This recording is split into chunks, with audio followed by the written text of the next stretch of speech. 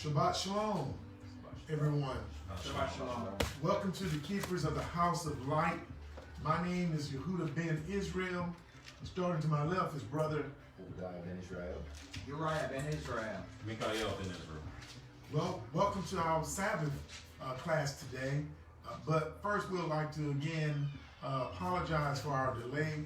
We had some technical difficulties, and again, this is our first inaugural Sabbath service. So we had a couple of issues, and hopefully we'll ferret all those problems out now. And next Sabbath will be good to go without any delay. But with that said, brothers, I want to just let the people know who we are. That we are brothers dedicated to spreading the truth, love, mercy, and forgiveness of our Father, Yahweh, Elohim of hosts, by and through his Son, Yeshua, the Messiah, the Lamb of Yahweh, the King of Israel, our Redeemer and Savior. And again, this is our Sabbath service. So without further delay, we want to try to just delve into the class today. And before we go forward, in beginning this, we would like Elder Uriah, would you read the Shema for us and as we get started? And I think we can find that in Deuteronomy chapter 6, verses 4 and 5. Deuteronomy chapter 6, verse 4. Hear, O Israel, Yahweh our Elohim is one other name, and thou shalt love Yahweh thy Elohim with all thine heart, and with all thy soul, and with all thy mind. Thank you, my brother. And that's a powerful statement of the Shema. That's how our Elohim, our God, the God of Abraham, Isaac, and Jacob, that's how we should love him. Because he's worthy of being loved to that capacity and given the glory and praise and honor that befits him as king, above all kings. So today's class, we're going to jump right in, I think, right? Well, we're going to jump right in from the beginning of this Sabbath service, and we think this is our first Sabbath service. Let's go to the beginning of this book, and we're going to just talk about the creation and how did Yahweh put these things together? How did he establish our reality in the creation of things, the first things, how they began, right? So I think that is, human beings are always, today we're always looking at how we came into existence. How did, man get here? How did everything get here? We didn't create it. And there are various theories, scientific theories, etc. But we're here talking about the Elohim of Abraham, Isaac, and Jacob, and how creation was started based on the writings of this book. And we have this is what we consider the book of Moshe, right? The first 5 books of the Bible are called the Torah. And Moshe is taking these things down. So I'm going to give you that background. Moses was told these things by Yahweh himself on Mount Sinai. And he's telling us, Israel, this is how it started, right? Because the story was being told to him. It was being told to him. Yeah. Now, Israel wasn't the first nation created, right, brothers? That is correct.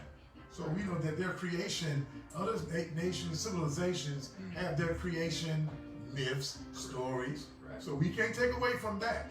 But we're just talking about Israel and our Elohim, how his creation, how he laid out creation. We're not talking about Mesopotamia, and how they started out with Marduk and etc. And those gods that we know that are not gods, or even the ancient Egyptians in their creation story, right? So again, you can go and study those things yourselves. But let's start without further ado. We're going to go to Genesis chapter 1, and Brother Mikael, would you just start us off and take it up to, let's say, verse 13. But let's go ahead and start out. Genesis chapter 1, verse 1. In the beginning, Elohim created the heaven and the earth.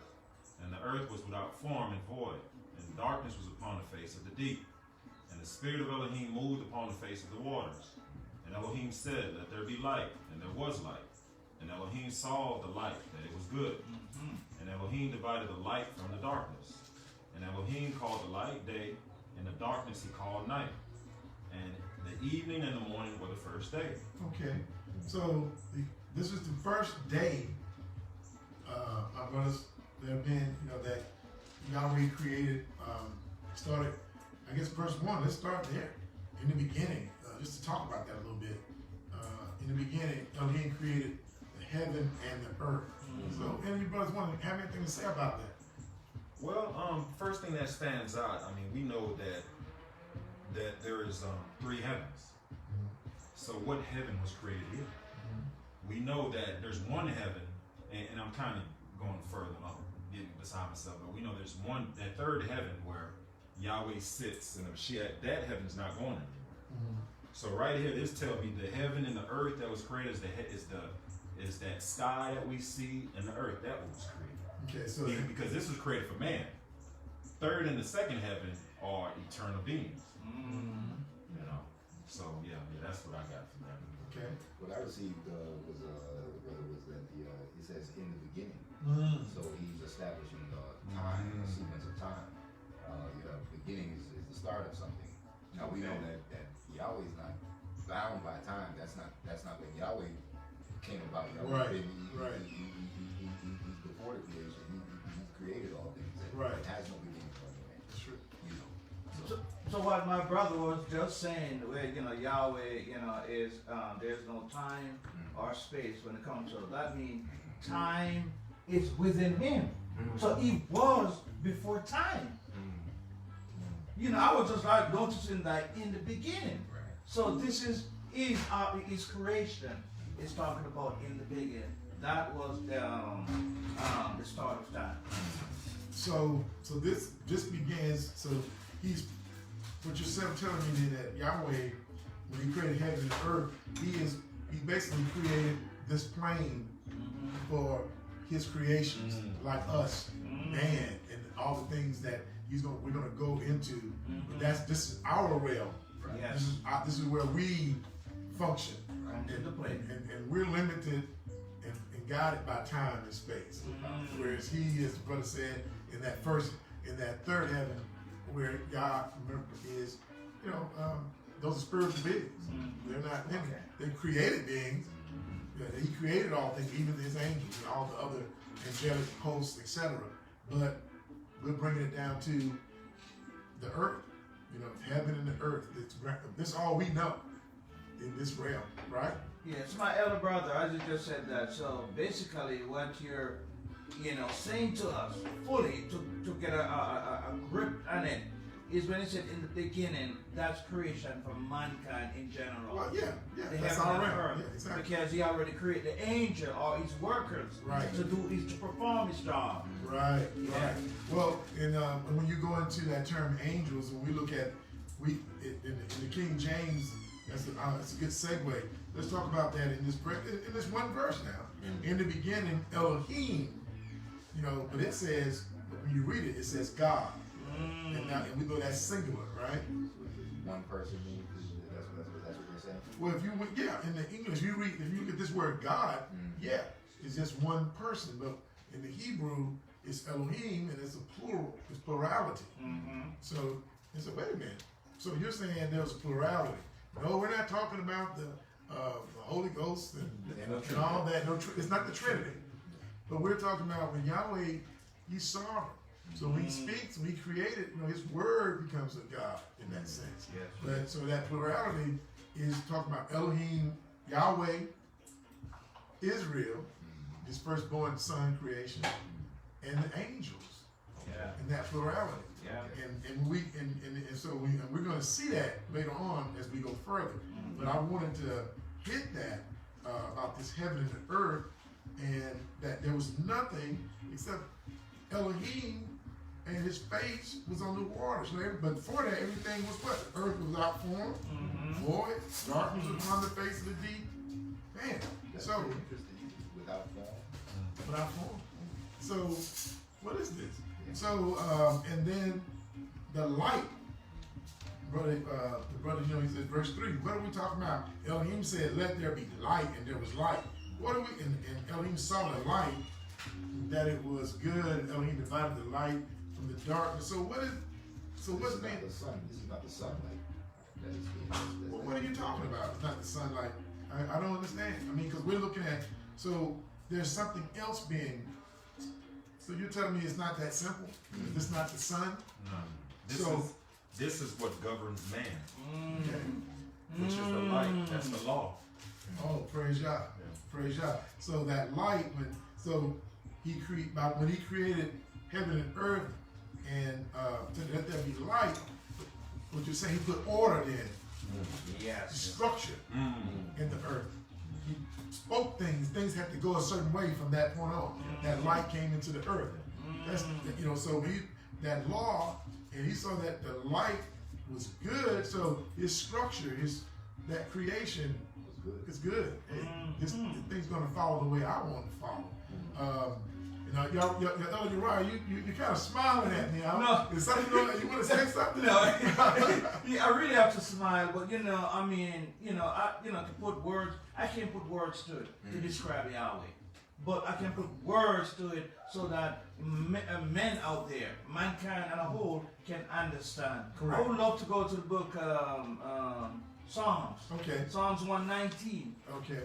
Maybe read 2 scriptures. Okay. I mean 2 verses. Okay. Psalms 119. Yeah. And I should have said, everybody get your Bible. Make sure everyone has a Bible, and so we can follow on with us. So we're in Psalms 119. Yeah, I'm gonna read verse 104 to 105. Okay. You gonna read that? Yeah, I can go ahead and read it. Verse 104. Psalms 119, verse 104. Through thy precept I get understanding. Therefore I hate every false ways. Thy word is a lamp unto my feet and a light to my path. Right. So when we, look at that light that he has created in Genesis 1, it's not really talking about the physical sun or the moon. It's talking about his law, which is a path unto all mankind. Praise God. Praise God. God. And for that, praise God. You know, Elder Brother, now I want to go to the book of John, Okay. chapter 1. Okay. Yeah, as well. I want us to read verses 1 through 5. Okay, my brother. Add on to what my Elder Brother, you're Okay, right. y'all building this thing up. I like that. Yeah. You know, Praise God. because we saying that it's the light that was established is not the sunlight. That's not Yeah. Right. Okay, so John chapter 1 verse 1 through 5 says, in the beginning was the Word, and the Word was with Elohim, and the Word was Elohim. The same was in the beginning with Elohim. So just like we were just speaking about the plurality. Exactly. Right? Exactly. So he said the same, he was with Elohim in the beginning. Right. It says all things were made by him, and without him was not anything made that was made. In him was life, and the life was the light of men. And the light shineth in darkness, and the darkness comprehended it not. So we just read in Genesis 1 about the darkness covered the face of the deep. That's right. And then this light came. Excellent, brother. And it Excellent. was good. That's right. Right. Amen. Praise God. What you and Brother Uriah laid out that, that you can't, Brother Uriah said, you can't, the words cannot describe the majesty and magnificence. We can't praise him enough. I think David said something like, I had 10,000 tongues. I couldn't praise you enough, y'all, for that. So that's right. So we're seeing here that Yahweh has brought order to his out of darkness and spoke something out of nothing. But that light is not the sun. It is that word. And his word, but like you said, going back to here, and you said in chapter, someone read verse 2 in John 1 again. I'm sorry, verse 3. Read that again, if you don't mind.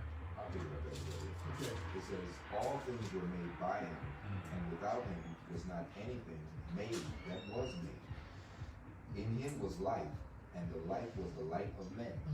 Praise God. And the light shineth in darkness, and the darkness comprehended it not. So this can throw you away, throw you off. The word was Elohim, and the beginning was the word, and conjunctive, the word was with Elohim, and the word was Elohim. So we're looking at another entity, you know, in that plurality, Yahweh, and those who understand, you know, we'll go into that Israel is Yahweh. Israel is that word, is that son, that spiritual being, and that spirit, and that was the spirit that was anointed, that came down on Yahshua HaMashiach at his baptism. It lighted, the word lighted upon him the dove. So, and that's the word became what? Flesh. So here's the word, then you know that Yahweh's word created that first day. He created the light. He put that light, that Yahweh, this light was Yahweh's word. Put structure and order in the world, in the universe. I mean, for lack of a better term. And then that's the first day. So let's continue, brother Nick.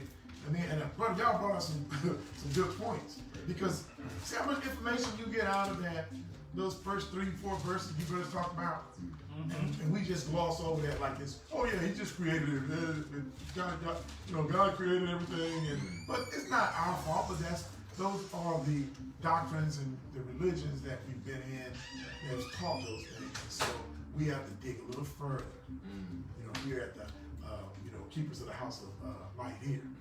Praise, yeah. You continue, my brother. If you want to start back. Before we continue, I want to read that verse 5 again. Okay, just continue with that. My brother Obadiah brought out, and it says, "And the light shineth in darkness." But now, where were you at? I'm sorry. John 1 and verse 5. I'm sorry. Okay. And it says, John chapter 1 verse 5, "And the light shineth in darkness."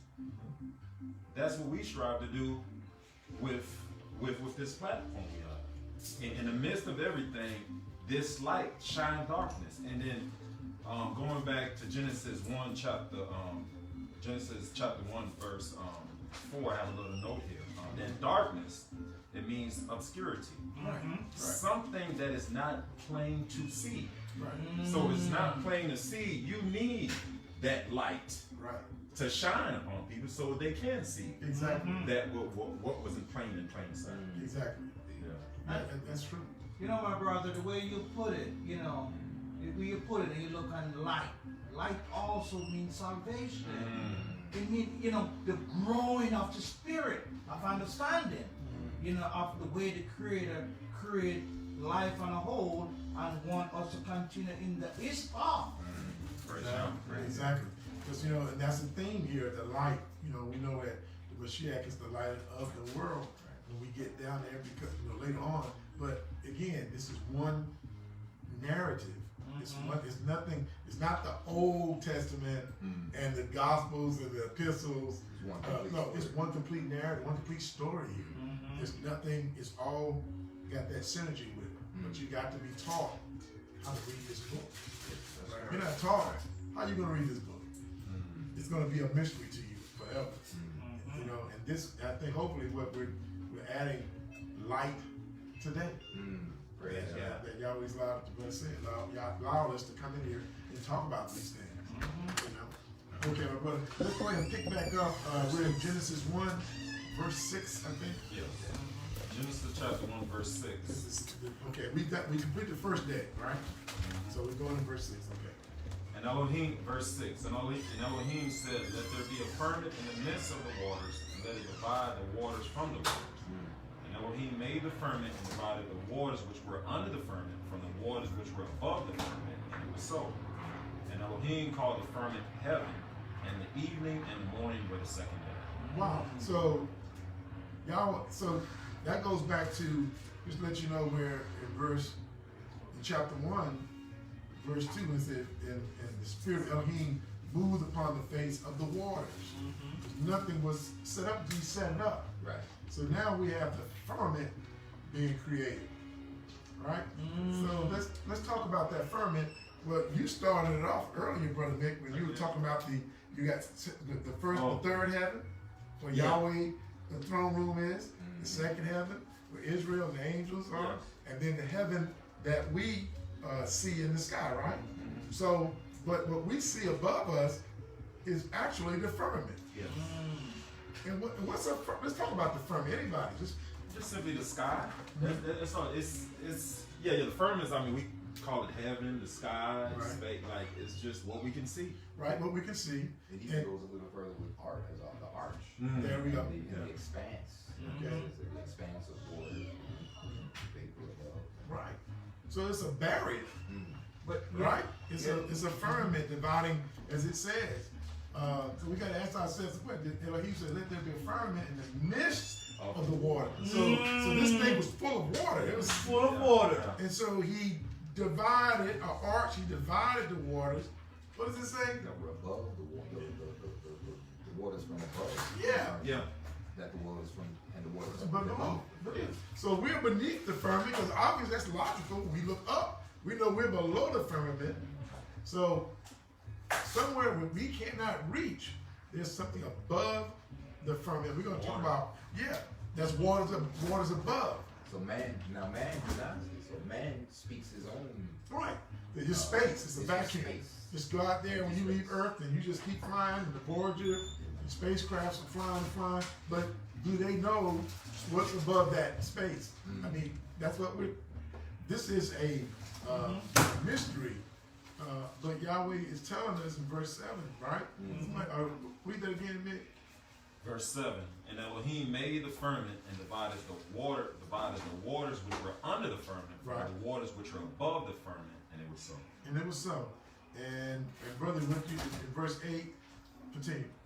Okay, and Elohim called the firmament heaven, and the evening and the morning were the second day. Right. So when people hear that term heaven, even in the gospel, they're thinking the third heaven, where Yahweh is, with Yeshua, in the context of Yeshua or any other the apostles, they're talking about the sky that you can see. Right. But there's something above that, and we're going to find out as we continue what's in the firmament. We can see it, but now what's up in the firmament? And that's the second day, correct? That's right. Go ahead. You ready to say something? This I correctly. can look at it. I know. Correct. I'm Get looking. it out, young. It have to be something that was in the water for you to separate the waters from the waters. Right. So the earth and the whole was inside the water. Waters, right. Then he separated and called it a firmament. Right, my brother. It seems like when a woman is pregnant, they have a womb. Yes. Within the womb, you have the baby. Yes. Formed, and it's inside of a space of, if you will, of water. Yeah. It's in a sack of water. Right. And it's separate. It's in a different space. Yeah. And then it's formed out of the water. And He's then from the the answer earth will was formed out of the water. So to it's give you it's a like little- duplicate of what Yahweh did to the earth. Yeah. So Like a it's birth. just like, if I'm explaining that right. I follow you. I follow you. But look. When the baby grows, it kind of separate the water. So it get bigger and bigger inside that, inside a womb of a woman. So, it separated the water. And even though the baby have Umbilical cord. umbilical cord, well, it helped the baby to nourish itself through the mom. But as you grow, it's just like the firmament. The earth didn't say separate, to create a sky or a firmament. You see what I'm saying now? And even in Noah, this love story proves itself. Because in Noah days, did not it mention the windows of heaven opened up and water came from that? So that verifies that water that's above the heaven that we can see. Right. And it said from the deep too. If I should, from the deep too. Right. It came from under. It came from the fountains under. Yes. So the fountains of the deep. Right. And above. So this is that same water within the water. Exactly. In the earth. Exactly. What can you do? That's with deep. Yahweh? That's You don't understand. Who can understand Yahweh? But He does give you a glimpse, so you can have a understanding of who He is and what He created and how. Now let's go to the first. So we're going. Yahweh's created the second day, the firmament, And let's go to verse 9. Genesis chapter 1, verse 9. And Elohim said, let the waters under the heaven be gathered together unto one place, and let the dry land appear. And it was so. But there you go. You're right. There you go. And Elohim, verse 10, and Elohim called the dry land earth, and the gathering together of the waters called he seas. And Elohim saw that it was good. Okay. And Elohim said, let the earth bring forth grass and herb yielding seed, and a fruit tree yielding fruit after his kind, whose seed is in itself upon the earth. And it was so. And the earth brought forth grass and herb yielding seed after his kind, and the tree yielding fruit, whose seed was in itself after his kind. And Elohim saw that it was good. And the evening and the morning were the third day. Wow. See, this is the earth comes out of the waters. Now, you can read certain ancient texts of other civilization, the primordial waters, and that's kind of a thing. But that still could be in the memory of mankind, you know. But they have been distorted. You know, they got this. But Yahweh is putting it, laying it right on the line, telling Moshe these things. And Moshe wrote these things and told the children of Israel about these things, right? Because they would want to know. Man, Of course. the origin, where it came from. Exactly. You know, its origin, what's his name? What is the Elohim? What is the El of Abraham, Isaac, and Jacob? What's his name? How did we get here? We're in Egypt. That's further down, the children of Israel. But they were in Egypt 430 years, right? Yes, sir. And they were among the gods of Egypt. So they knew about the Egyptian gods. They knew about the various creation stories of those gods of the Egyptians. Right. But they don't know. They hadn't been told yet anything about Elohim, because all they knew him as El, Elohim, or El Shaddai. They didn't even know him by his name. Yes. They just go El Shaddai, El of Abraham, Isaac, and Jacob. Right. So now, but Yahweh's merciful, and he's laying it out now. He's providing this information for them. So let's continue, my brother. Let me read verse 11 again, because I don't want people to miss this. Okay. Verse 11, it says, and Elohim said, let the earth bring forth grass and herb yielding seed, and a fruit tree yielding fruit after his kind, whose seed is in itself upon the earth. And it was so. So we all know that if you plant a seed, the plant needs light to grow. But the sun hasn't been created yet. Right. But there's another light That's right. that is needed. Yahweh's light. That word. Hallelujah. Hey, that's an excellent point. Photosynthesis needs to be taking place. Yes. Right? Photosynthesis for the plants to grow. Well, you got the light of Yahweh. That word, that light's in the world. Because we know, and that's interesting you say that, because, and correct me if I'm wrong, brother, you're right, but when the kingdom of heaven is established, there's not, particularly the kingdom of Elohim, the new heaven and new earth complete, there's not even going to be a need for the sun. In the city. In the city. Yeah. That light of Yahweh. We all have to remember. So that's just going back to what you were saying. We all have to remember that he is capable of doing anything he wants. You don't have to access either. He don't need the literal sun, light out there to function. Yeah, that's for us. Yeah, that's only for us. Right. Yeah, and he can do whatever he wants, by not creating the light in the city. Correct. And because we are understanding that is that light we need, that spiritual light that even you gave us last night. Yeah, that's right. Excellent new moon. Oh, praise God for that. Yeah. That's the light we need. The spiritual light. When you have the spiritual light, you don't need carnal light. You don't need material light. Right. You can see even through the darkness. Right. Which animal? You see, he created all these animals that can operate, so man can get a better understanding. Which animal he created that can operate in darkness? Right. Is it a bird? Moles, bats, Yeah. sonar. They use all They don't need lights. And they got fish that are deep in the ocean. That's Yeah. at the bottom that it's darkness down there. Yeah. Right. The earth. Basically it's basically things we just can't explain, because a flesh and blood man cannot fast for 40 days and 40 nights. There has to be something It's something else. I got food you don't know, but she had said Moshe was in the same situation. Yeah. That's right. Praise him. You know, I want to read something real quick, just to confirm with what it is that you just said in the book of Ecclesiastes. Okay, let's chapter, say. Okay, we get there. Okay. It was an excellent point. We're gonna go to Ecclesiastes chapter 11. Chapter 11. Just Okay. read one verse. Oh, okay, my brother. Verse 5. Because Okay. like the brother Uriah was talking about us. We can't come to this. There's no way that we can fully understand or even grasp what it is that Yahweh's done. But he left a record. Yes. Right. Hallelujah. So, but verse 5 it says, "As thou knowest not what is the way of the Spirit, nor how the bones do grow in the womb of her that is with child, even so thou knowest not the works of Elohim who maketh all." Right. So he said that this was written by the wisest man at that time. Okay. Right. Yeah, so trying to put Yahweh in a box, you can't do that. You cannot do that. Your ways not his ways. Yeah. It's from the north, it's from the south. You know what I mean? You can't. But the things that Yahweh give us belong to men. And the secret things belong to Yahweh. Yeah. So we're thankful that he's given us this. So we're not shrouded in, but you said, brother, darkness.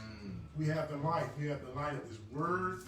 We have the light of knowledge in general. Because everything that this technology we have, all these things, it's just through Yahweh's mercy. That's right. Yeah, praise him. You know, and he had a purpose for allowing man to develop his civilizations and nations and the technology. We may not always know why, you know, but for us as a people of the book, well, we got a good understanding now why we're here and why we're, you know, in the situations we're involved in at this time. So in these latter days, we're opening this book up and we're trying to tell our people, hey, all people for that matter, particularly our people who've been in this situation of captivity, hey, you know what? There's hope. Let's go and find out. Let's keep on going, Brother Mick. And again, thank you for elucidating on that point. Okay. We're at verse 14. Yes. Genesis chapter 1, verse 14. And Elohim said, "Let there be lights in the firmament of the heaven to divide from the night." And let me read that verse again. And Elohim said, "Let there be lights in the firmament of heaven to divide the day from the night, and let them be for signs and for seasons, and for days and years. And let them be for lights in the firmament of the heaven to give light upon the earth." And it was so. And Elohim made two great lights, the greater light to rule the day, and the lesser light to rule the night. He made the stars also. And Elohim set them in the firmament of the heaven to give light upon the earth, and to rule over the day, over the night, and to divide the light from the darkness. And Elohim saw that it was good. And the evening and the morning were the fourth day. Okay. Now, we don't went through the first, second, third day. So, Elder, you're right. When we are talking about, we just talked about the firmament, why he divided the waters, right? With the firmament, the heaven that we look up. Now he's placing, he's creating things and putting them in the firmament. For whose benefit? So, who's for benefit then? Let's read, brother, read 14 again. I want to go there too. No, we're gonna get Genesis chapter 1, verse 14. And Elohim said, "Let there be lights in the firmament of the heaven to divide the day from the night, and let them be for signs and for seasons, and for days and years." Well, now, so you already know, verse Yahweh already has a plan in place for man. He ain't even created man yet, but because who's more concerned? Who needs to follow the signs in the sky, to the stars, for seasons and things of that thing, for planting and crops? Man. So he's creating in 14. He's creating these things for another creation that he has in mind. That's all right. That he will create later on, right? Right. To utilize his creation, right? And then we look at let them be for lights in the firmament, 15, of the heaven to give light upon the earth, and it was so. But what about verse 16? I want to hear from Elder Uriah and about that. What do you think about that when you look at that? What is he saying? Tell me what is that? I guess from 15 and 16 from your learning expression. When you look on the whole deal, especially 14, and I know my brother want to go in there a little deeper, we have to start it from there because there's a separation right there. Yahweh want to show us, like a picture, okay, I created the sun. That's for the day. Do your work during the day. Because in darkness, if you don't acknowledge certain things, or if you have no knowledge of certain things, you're not going to be able to function. So it's like a picture to us that Yahweh has painted for us to understand it. I know my brother maybe want to go into like for signs and for seasons. Go ahead. And if you study, for season, it's dealing with the feast days of the Most High. Praise Yah. That's what You we're see what I'm saying? Praise Yah. And Right. using also the sun and the moon, it helps us to tabulate, how we count the days in 1 year. Okay. So that, if you notice that you don't use this system, then we're going to be off in our calculation and our feast days and for everything else. So you're telling me, not only is I kind of limited stated about this for mankind, because all human beings we've learned agriculture and use those things, but now you're saying all the other nations came before Israel was established, but this is set up for Israel to come, because they're going to have to calculate those holy days, those new moons that we kept last evening. So, wow, I mean, this is his thoughts are well past. It's a way of showing mankind how to do things. Right. That's why when you read back in Genesis, is it verse 1, chapter 5? Right. The light on the darkness. It's not talking about a literal light. Now we're coming into the Most High understanding now. And if you refuse it, you're going to be in darkness. Right. Deceptions. Right. You're going to be easily deceived by anyone or anything. You need that light. And that path is the law. Which is the light of the world. It's that light. Keepers of the house of light. The keepers of the house of the light. Right. Praise Yah. House of light. And verse 14, what sticks out to me is seasons. Because that shows how much love he has for certain people. Because when you look at the concordance for seasons, who does it fit? Appointed feasts. Well, exactly. We're talking about holy days. He only gave that to one nation of people. So all this he's doing, that season tell me he's thinking about one particular people that, his vision has to, but that seasons, appointed feasts, festival, meeting, assembly, meeting, place, sign. So that's for the children of Israel. Right. Well, you kind of elaborated, but that's what we said. Yeah, that's exactly right. So these seasons, you're saying is appointed feast days, right? But so it's not winter, spring, or winter and summer. No, because the book only mentions what? 2 seasons. Winter and summer. Right. So mankind has a different definition of seasons. Right. Understanding what Right. seasons. Right. So is that just the translator's word? I think that's what Yahweh is doing. You see, because it's not to say what the other nations are doing, because we're supposed to be a nation of priests. We're supposed to be the light to the other nations as a nation, right? That was intended for us to be a nation of priests, right? So this is how Yahweh's priests, Israel, the nation of Israel, is supposed to be doing things on those holy things. We're supposed to be the harbingers of those righteous things, holy things of Yahweh, because He gave us the oracle. He didn't give us. He gave our people. He didn't give them great empires and militaries and fighting, but you're the light. This is where you look to these people. When we get later on, if Yahweh will, if we get to Deuteronomy, he talks about Moshe. Moshe talks about that thing. This law is your light. Like you just went into about being a foot to your feet, right? The lamp to your feet, your guide. But that law, this light that Yahweh gave to Moshe, right, is our righteousness as a people. So we have to use it for our purposes as Yahweh gave us, and allow the other nations to do what they're doing. They may have 3 or 4 seasons. They may call them different things, but Yahweh's bringing us back to understand, as you just went and expounded in verse 14, this is very big. Yahweh's already For him, there's no limit in time and space. Us, we're limited. Yes. One generation, we born, we die. Another generation takes place. But to Yahweh, there's no break. He already sees the end from the beginning because he's the Alpha and Omega. He's the lift, the talk, right? Okay. That's right. So he is, so we can see his design early in the 4th day of creation. He's already putting things in place. So you can't take no glory for nothing. Nothing. Yahweh gets all the glory. Keep your mouth shut. Right? You can't glorify. Man can't glorify. You didn't create nothing. It was already here. That's right. You didn't create the holy day. Yahweh gave that to Moshe. That's right. You didn't create the Shabbats. You didn't do nothing. Nothing. Only thing that you have been is a recipient of Yahweh's mercy and goodness. Praise Yahweh. That's all you have been able to. What? You got life. You didn't create your life. You can't see anything unless he allows you to see it. You be in utter darkness, like your brother said, utter darkness without this light. It's like Elder Brother was talking about your understanding would be dark.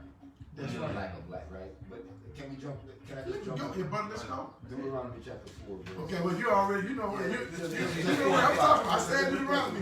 I knew you were going to go here. Praise God. Praise him. Just 5 and 6. Okay. Well, 5 through 7. Okay. Did everybody get there? Okay. We're going to Deuteronomy chapter 4, verses 5 through 7. I'm there. Behold, I have taught you statutes and judgments, even as Yahweh my Elohim commanded me, that you should do so in the land whither you go to possess it. Keep therefore and do them, for this is your wisdom and your understanding in the sight of the nations, which shall hear all these statutes and say, surely this great nation is a wise and understanding people. For what nation is there so great, who has Elohim so nigh unto them, as Yahweh our Elohim is in all things that we call upon him for? And verse 8, and what nation is there so great that has statutes and judgments so righteous as all this law which I set before you this day? So this referring back to that same light. Right. And this is our understanding. It's like I said, but we refuse it and then we walk in darkness. Right. We'll refuse that, and when you're like a blind man in the darkness, you're stumbling and you're groping. And who want to live a life? It's like a brute beast living like that. That you don't have the Torah means instructions, and you don't have the instructions for how to be a man and to be a woman, to be a civilized, righteous, holy people. This is for the holy people, the sanctified people. So, well, come on, you got to break that down. Civilized, righteous, and holy. Come on, you got to break that down. Well, we know what civilization is. You have language. So if you have no law. Well, yeah, you're insane. All human beings, humanity works with civilization, right? Yahweh created that order. When he spoke that light, that is something that's inherent generally in all human beings. We have our societies, communities, and they have grown into what countries now, and civilizations, unique, just like Israel. So within that civilization, they have their gods. We have the true living Elohim and his laws and statutes. Other nations, civilizations, they had their laws and their things. But that all flowed from Yahweh's creation. Yeah, humanity is going to have that light. Man has that light because we're created what? Yahweh made us. And we're going to see that. And it's not about racism. It's about a chosen people to do a certain thing in all the other nations. So we're no better than anybody. But that's what I'm saying. You said civilization, righteousness, that holiness. Those are the things that righteousness, brother just read, that righteousness is in chapter 4. We just read. These are the things that make you wise before the other nations. This is these are the things. I'm sitting here. I'm trying to figure it out. Let's go to. I want y'all somebody to read if I can find it. How Yahweh does things. Let's see. I tell you what. Let's get back. I want to find it. I can't get up there. But I want to get back to the reading. You got another question? I'm sorry. Comment. I noticed something in verse 16 in Genesis chapter 1. I just want to bring it to your attention. the lot of sentence. He said he made the stars also. You know, I know in the past we have learned that stars are pretty much angel, and then the Spirit took me to the book of Proverbs. Because we know at creation, he created all the angels before he created, and this star was created. You understand? Right. So I'm like, I see what you're saying. Yes. How can angels be created when it says in the beginning? Yes. Yeah, this is man being created Before creation. I see what you're because saying. Because they are the workers. I see what you're saying. You see what I'm saying? You can't you just want to make a note of that if we have to do some more research on that. Right. But, we have to look at all of these written documents that Yahweh has preserved for us. As what you said, we are the keepers of the house of life. We have to, a continuous basis, researching and uncovered information as what the Spirit allows us to do. So I just want to bring that to your attention. Okay, I think, where are you at now, brother? We're on, we was done with 90, we're on 20. Okay, let's do this. Let's continue reading right now, and we're gonna switch up a little bit. Okay. Genesis chapter 1, verse 20. And Elohim said, "Let the waters bring forth abundantly the moving creature that have life, and fowl that may fly above the earth in the open firmament of heaven. And Elohim created great whales and every living creature that moveth, which the waters brought forth abundantly, after their kind, and every winged fowl after his kind. And Elohim saw that it was good. And Elohim blessed them, saying, Be fruitful and multiply, and fill the waters in the sea, and let fowl multiply in the earth. And the evening and the morning were the fifth day." And this is something people don't understand. The birds, the fowls come out of the water. They're not the beasts of the field. They were created they were formed birds. Fowls were created in the seas, in the waters. That Yahweh brought them out. I think that's a good little point. Just to you catch that, and without now, brother Uriah, let's go ahead and if you mind just picking up and let's go into the fifth day with you, verse 24. You mean the sixth day? The sixth day. Let's find out what's happening in the sixth day. We just finished the fifth day. I apologize. We're going into the sixth day with verse 24. Genesis chapter 1, verse 24. Okay. Verse 24. And Elohim said, Let the earth bring forth the living creature after his kind, cattle, and creeping things, the beasts of the earth after his kind, and it was so. And Elohim made the beasts of the earth after his kind, and the cattle after their kind, and everything that creepeth up on the earth after his kind. And Elohim saw it was good. And Elohim said, Let us make man in our image, after our likeness, and let them have dominion over the fish of the sea, and over the fowl of the air, and over the cattle, and over all the earth, and over every creeping thing that creepeth upon the earth. Okay. So Elohim created in his own image. The image of Elohim created he him, male and female created he him. So, okay, now we're looking at man being created, and we're created in the image of Elohim. Israel, the angels, Elohim is Yah. So there is a physical component that he's just saying he created man. Later on, we're going to find out how we created man. Right. Okay. So don't think that people talk about there are two creations. There are not two creations. This is a breakdown in a very orderly, structured manner. This is where he's saying, I created. Yahweh created man. He doesn't tell you how he does it here, right? That's later on. So we have to be aware of that. And so now we see how everything has been set up. Now it makes sense about the sun and moon and things that we just talked about that was in the fourth day, where the sun and all these things were put in the firmament. Now we can talk about the holy days and those appointed days. Now we realize Yahweh's plan was to do what? Not only in that plurality, but it was the intent was to what? give it to man. Put it in man's dominion and control. Man hasn't even been created yet. But he got some work for man. He got work for man, and he's giving man, he's bequeathing man his creation.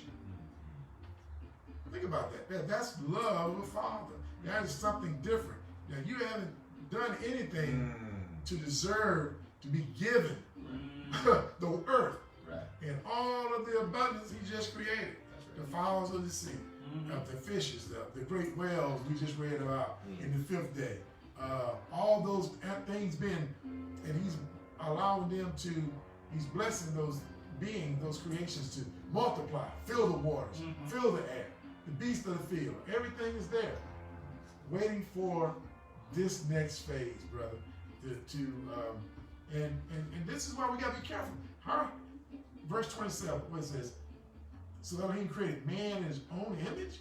In the image of Elohim, created them, male and female, created them. He did do it. It's a statement. But how can we look at each other?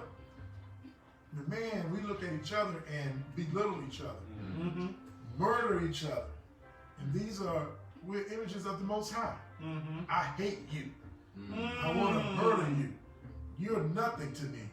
You are you're that. You're just every inconceivable thing that humanity, the inhumanity of the inhumanity toward to humans. We have we're inhuman toward each other. Right. But we're made in the likeness of our Creator, all of us. He did it. We didn't create ourselves. And we all have the same appendages. That's right. 2 arms, 2 legs, 2 eyes, lips, ears. We got brains, right? We have a knowledge of ourselves. We're not beasts. And some of us want to act like brute beasts out here in this world today that we find ourselves in. That's right. I don't want to think. I don't want no mercy. We talk about it in the new moon. Well, you have that something in you. If you got the word of Yahweh, but then you have that spirit of understanding. You just choose not to, for whatever reason, to show judgment, to show mercy, to show faith towards your fellow man, which amounts to love. So, but this is love right here. We have those of us who have children. We give our children. They ain't earned nothing. You know. It's the love we have for them. We have love for them. And it's done joyfully. Exactly. My daughter said she was asking me about something the other night, and she wanted this hoverboard, and I said, well, and she said, I think I deserve a hoverboard. And I teased her. I said, well, I meet all your needs. Food, clothes, shelter. I was looking at she got kind of quiet. So yeah, now what did you do to deserve it? And it she got a little confidence kind of dropped. But then I told her, I said, but you know what? You do deserve it because I love you. Because I love you. So you do deserve it. If I think so, who are we to say anything? Yahweh blesses you. How he got that? Why he's talented in the music? Why he's talented in the sport? Why she is beautiful? Frank. Why? Well, who are you if Yahweh gave them that? That's right. That's what Yahweh gave them. They're a great cook. I wish I cook like that. But you might wish, but that's what he bestowed on that person. Right. So we have to be careful even with these commandments. We don't covet what somebody else has. Be thankful for what Yahweh is giving you. And even though there's no judgment. There's no judgment. But look at the damage that it causes. Exactly. And it will lead up to a judgment. It's going to lead up to a judgment. It's going to lead up to it. Because out of the heart come all those things: jealousy, murders. The Mashiach expounds upon. And I'm not going to go there, but I just see that how Yahweh put us in this favored position of humanity. We don't even got to Israel yet, but humanity. All right, man. Well, better go ahead and go ahead. Before you go, you mentioned 2 things, which I either want to elaborate a little bit, or maybe we can talk, a little bit on it. And the first point that you mentioned about 2 creation, and I've heard other sects, mention that these 2 creation they uses Genesis 1 and 20, where it say creatures, because these were creatures that were created of the water. But then if you jump down to verse 24, he said living creatures, you know, to make, oh, these are different creatures. So they said there's two creation. But you see, that's why I said you need that light. Right, to discern this word. To discern this word. Right. Yeah, and this is from the earth, verse 24. Right. This is, you know what I'm saying? So, you know, we really need that understanding to move on to understand this book. Because the book explained, you know, and said, look, you know, it's one generation, not two. That's right. Exactly. And I think that's the key thing when you know, you have to be taught. See, when you try to self-taught without the Spirit, Yahweh didn't. Very few human beings, except when we get ready to get to this brother right now, Adam, and when he's coming on. So I'm gonna wait. Let's go ahead and continue. But that's a good point. Yeah, the other point which I want to bring, okay. 2 points. You had said in Genesis 1:1 about that word God, and it means when you say God, it encompass or it involve or encompass of, you know, Elohim, the angel, Israel, and the angel. So right in verse 27, he said, so Elohim created man in his own image. So is it talking about the creator? I want to say the creator. I'm talking Yahweh. Yeah, we're not made after the likeness yet in spiritual sense, but we were created after the angel. Because the angels are God too. And they can fall too, just like mankind. Right. You know? Right. Yeah, the They creator. present themselves when these angels as messengers. The Malek, they present themselves. You know, they come in the form of men. They don't come into another form that would probably freak you out anyway. They could change it. They could turn into a flame of fire. You know, boom. But they're not limited by our what's the word I'm looking for? Human beings, we're limited. Our form, our form. We can't change our molecular situation. No. We're finite physical beings. Those are spiritual beings. They can take on any form or being themselves, but it is a spiritual thing because we're at the, using the term, we're at the top of the food chain in the earth. Ain't a chimp. You ain't never seen a chimpanzee evolve and all of a sudden he just started thinking like we. In his current form of evolution, and just walk up to you at the zoo. He just spontaneously starts talking. Now they trying to say that we're akin genetically DNA, but Yahweh did something. He contains the spark of life. How he wants that if that animal's going to be a beast, he's going to be a beast, and he's going to stay at that level. You can get there playing games. But he's not. You're not gonna. You might even want to reduce human beings to beasts, as they kind of did with our forefathers in this is slavery. It's crazy chattel slavery, right? But that's, you know. But again, one of the slavers said, if we could just destroy that light. Somebody from studying the plantation, we almost got them broken down. But if we can just turn off that light, they wanted to turn off the light in you from being a human being and turn a man into a beast. But that's not Yahweh's. No, you can't do that. Because Yahweh's not going to allow it to go on forever. Praise Yah. It did not. So we know, let's continue in verse 20. Let's pick up in 27 and continue again. Okay. Continue. Genesis chapter 1, verse 27. So Elohim created man in his own image. In the image of Elohim created he him. Male and female created he them. Verse 28. And Elohim blessed them.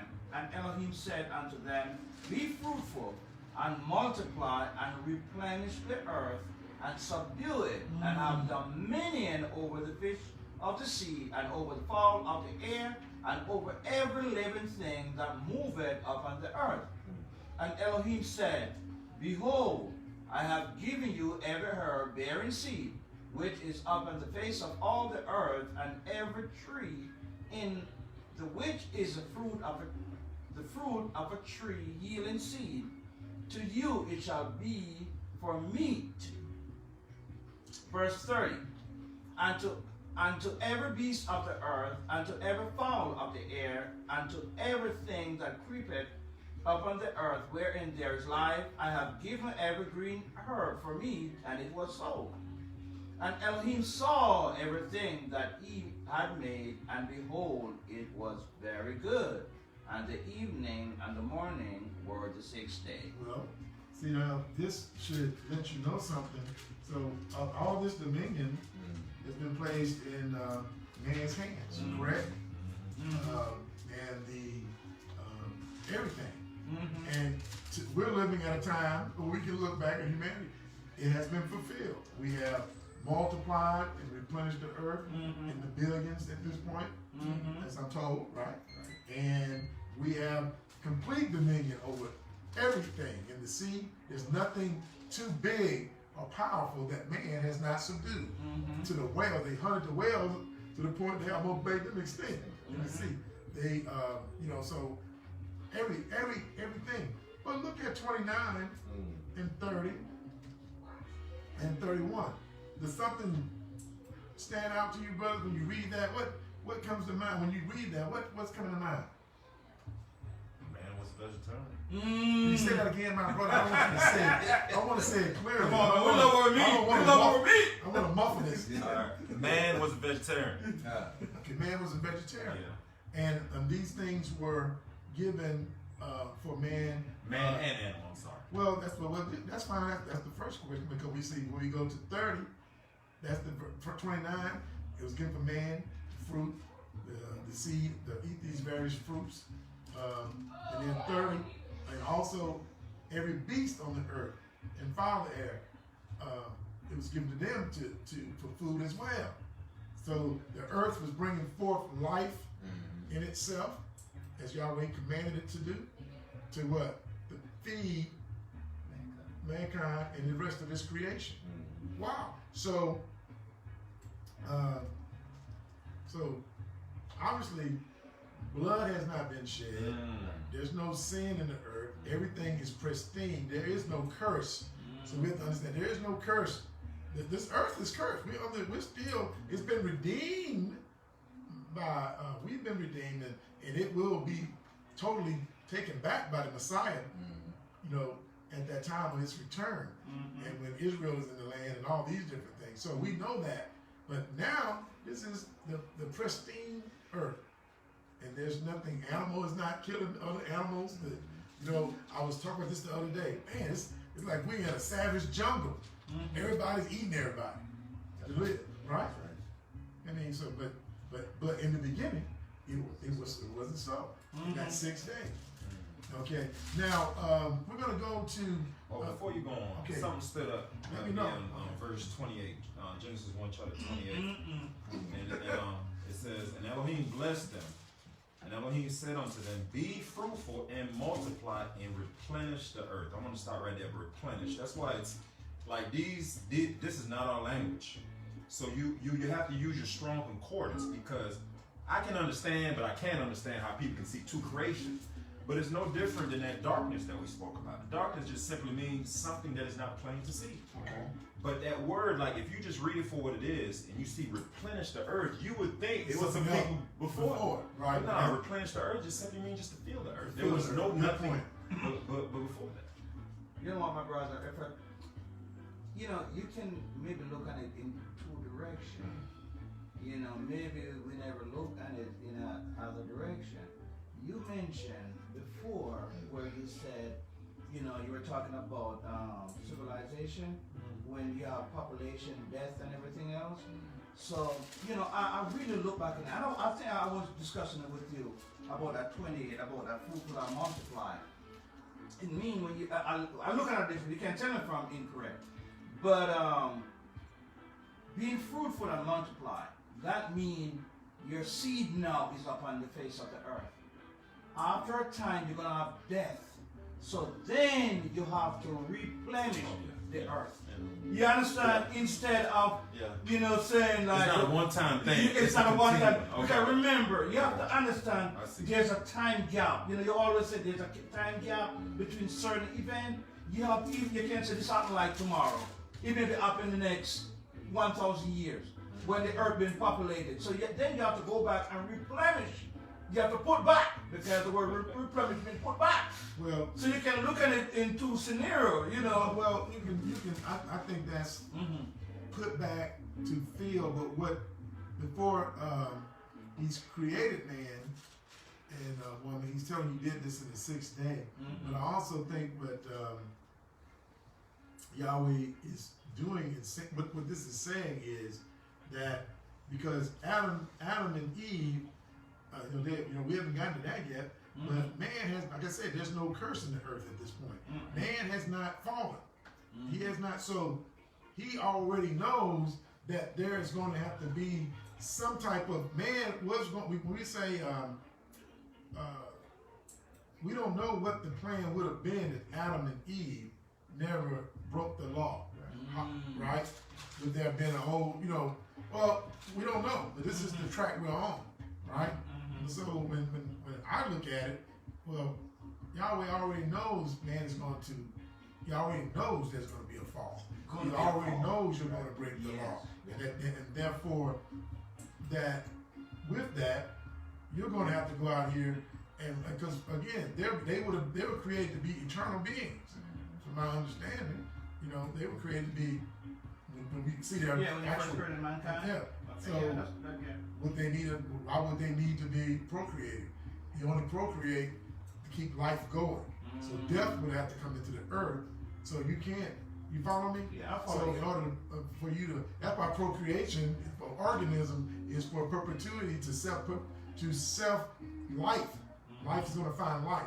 So man and women, they're going to procreate, have children, and so forth and so on. But if you were made to be a eternal being, well, what's the need? Like an angel, what's the need for you to procreate? There's no need for you to procreate. But even then, we don't know because Yahweh didn't tell us that. All we know, this is what Yahweh's will is. So I think we can split hairs on the terms replenish, refill, because we all see that at the end. That's what happened. Yeah. It was filled. The earth has been filled. Yeah. Humanity, and all its body, everything that's created reproduces. I mean, a cell splits, right? That's what I was going to add on to what You you're know. saying. Hold on, Mr. Brother. Yahweh put it in the look. He gave when he created the man, he gave him. Did he not create him with reproductive organs? Yes, yes, sir. If the child, if we're in the image of Adam, Right.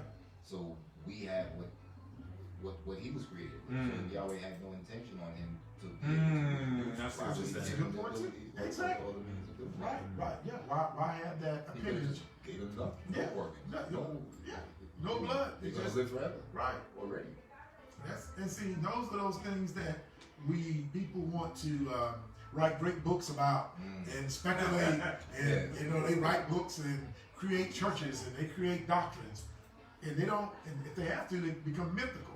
And some of those stories have been passed down to this very day. And they're gonna say, "See, we got a book. I have a book that was written, and I got a book. And this book, well, let's verify that book. Who wrote it? Who wrote the book? First. Right. How old is this book? Is it old as the Torah? Is it older than this book? This book is an archaeological guide. You can look at this book and go, if you're an archaeologist, meaning studying the past and digging up things, you got the Bible. This Bible, it points people to where things were. They found cities using this book, old cities, long dead, civilizations and things based on this book. They know that what was going on in Egypt and different things because of their accounts in this book. So this book is accurate, right? It's accurate. Now creation, we only can say what we have here, but splitting, like you say, Uriah, you can use that from a different perspective, and then you shed light on the term itself. Replenish. It doesn't mean that. It means that word in the concordance means fill. So you can begin to see, okay, right, and get an understanding because that's all we have. But to go on. You know what I could slide in? It flashback came back, and to me about the flood when He wiped off all mankind of the earth kept the earth. So we need to replenish back the earth. It just, the Spirit gave it to me thinking, but this is just like in a summary. You see what I'm saying? It's just a summary, but you could use it into any one of the scenarios. It's just a summary, because he's going to wipe out mankind. That's a very interesting. You see what I'm saying? I'm looking, because you read this book, when you read this But don't book, get it confused though with the creation here. Yeah, so I know. We can't. We're talking creation was people already existed up until Noah. But this is stemming from that creation from here to Noah, right? But from Adam, there ain't nothing going back from Adam, right? Are we on that page? Are we on the same page? Oh, yeah. Okay. I don't want anybody to think that we're saying, oh, there was something else. No, we're not talking about that. We're So, on the same page. It's just meat now. yeah. Because I want to make sure. traditional meat, we are getting, right. which again, reason I'm not lying. Yeah. It's perspective. Because, It's a good perspective. What is the day to Yahweh? Yeah. Oh, man. It's like 1,000 years. It's similar. I mean, he's that's not bound 1,000 by years. that time. Right. So, like my other brother said. Yeah, you gotta have time. Right. It makes sense. But something happened here. Yeah. Well, something happened here. We're gonna get the story because Before, I want to go ahead.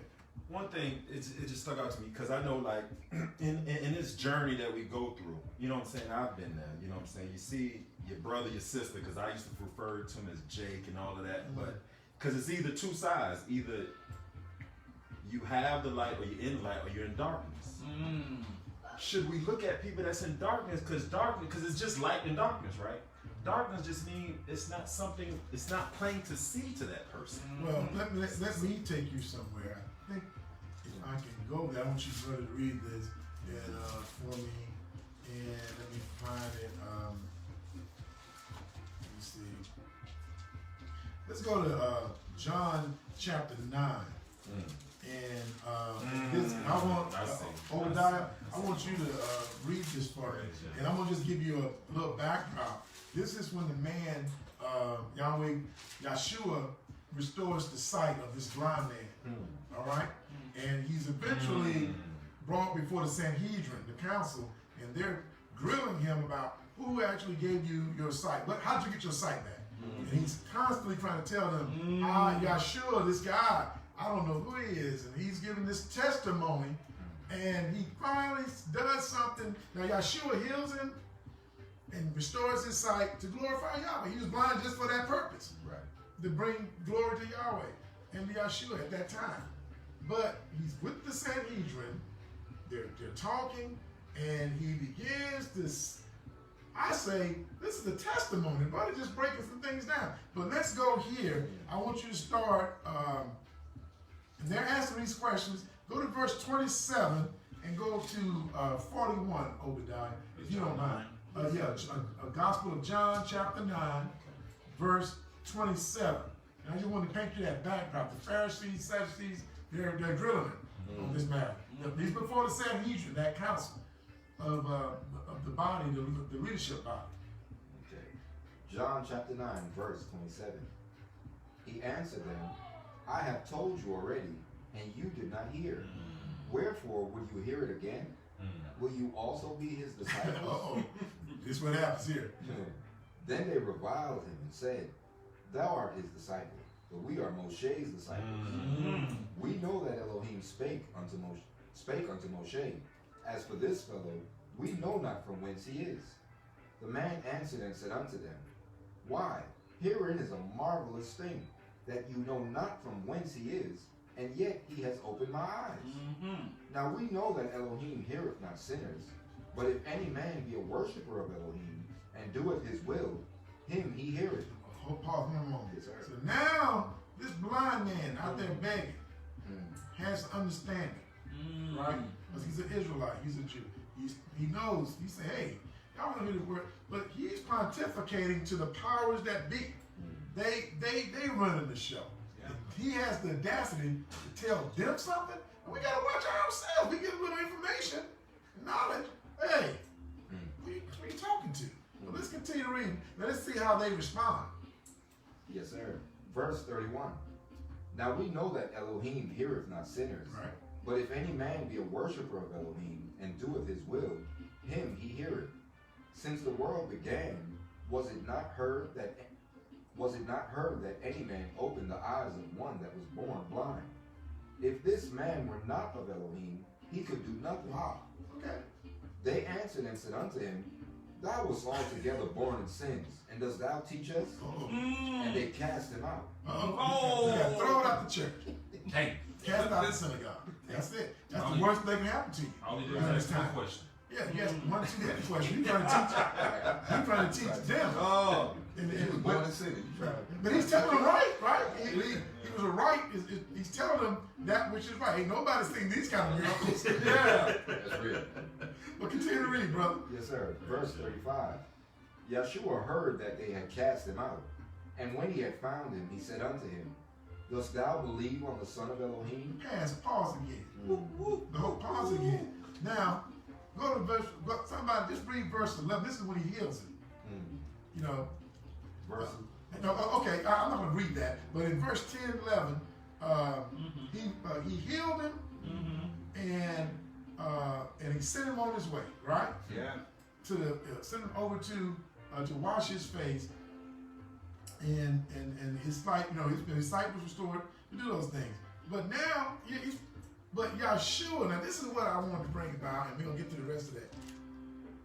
How many has Yeshua heard about you and what you're doing? And this brother stood before the Sanhedrin and witnessed to that miracle before them.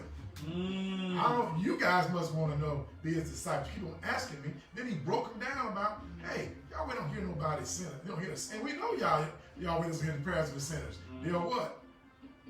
We know what that's found at. Yeah. They're abominations. You don't keep this law. Yeah. So he was doing everything right. He was telling them right. But then Yeshua heard him. Could you imagine? Yeshua said, wait a minute, I don't heal a lot of people, but now I heard this brother don't stood up and they got thrown out the synagogue. Oh my, let's go find him again. I already know. Yeshua already know. Hey, wait, what are you saying? I'm sorry, man. I just said we get thrown out of the synagogue. No, I'm saying this brother got thrown out. That's interesting. Somebody might got thrown out, but we ain't talking about that right now. Oh, So man. yes, go ahead. And I say that because the parable, Yeshua said that he would leave the 99. Right. They go after that one, Go after that one shepherd. Right. He's been casted out. Yeah. So now, he's cast out, but he got healed. Yeshua put his hands on him, put that clay on his eyes, and gave him, just blessed him. And, he went on by his business. But let's go ahead and read with Yeshua. But then he heard the talk. It got back to him. Let's read, brother. 35. Yeshua heard that they had cast him out. And when he had found him, he said unto him, Dost thou believe on the Son of Elohim? He answered and said, Who is he, Adonai, that I might believe on him? And Yeshua said unto him, Thou hast both seen him, and it is he that talketh with thee. Wow. This is the spiritual thing. Wow. Now the salvation is coming in. Wow. And he said, Adonai, I believe.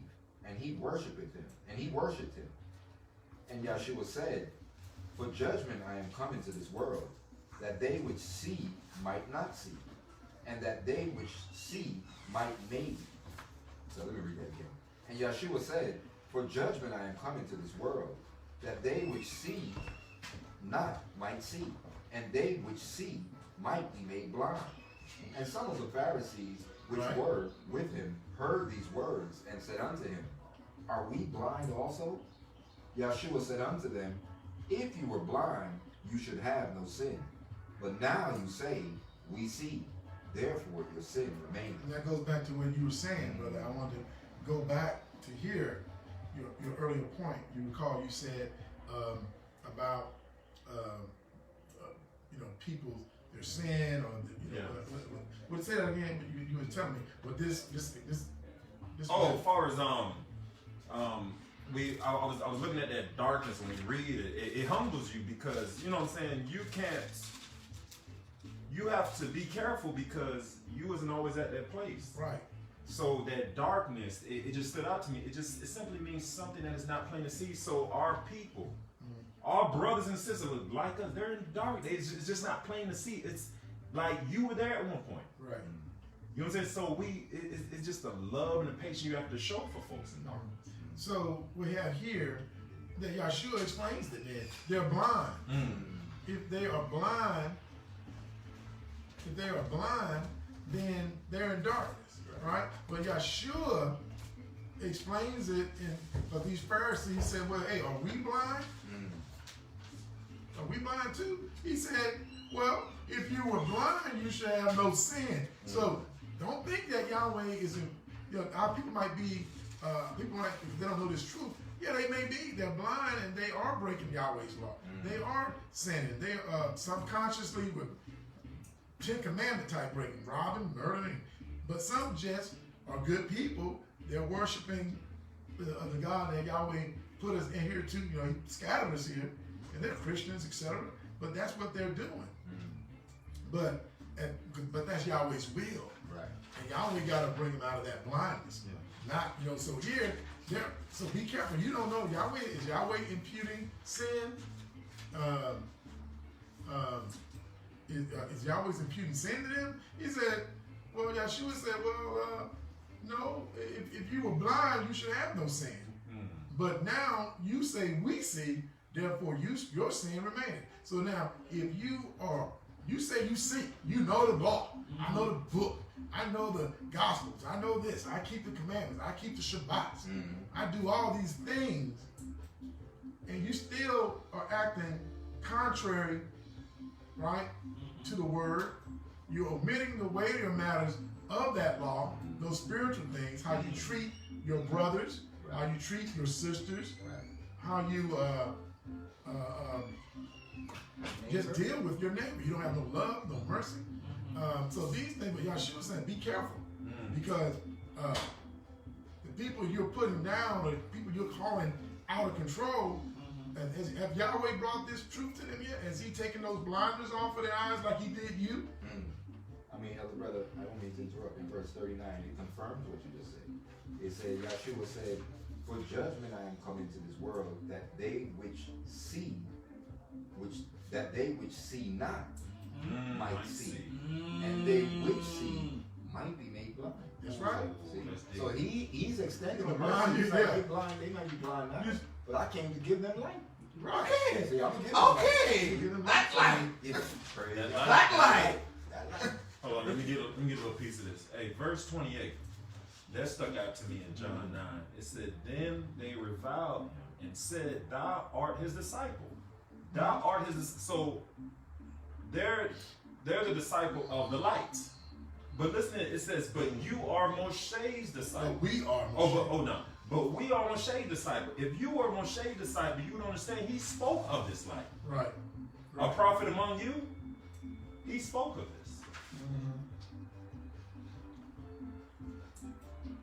Okay, I was looking at something, don't understand that, but and again, Moshe, and not to get too far off, but these are the things that when we're discussing.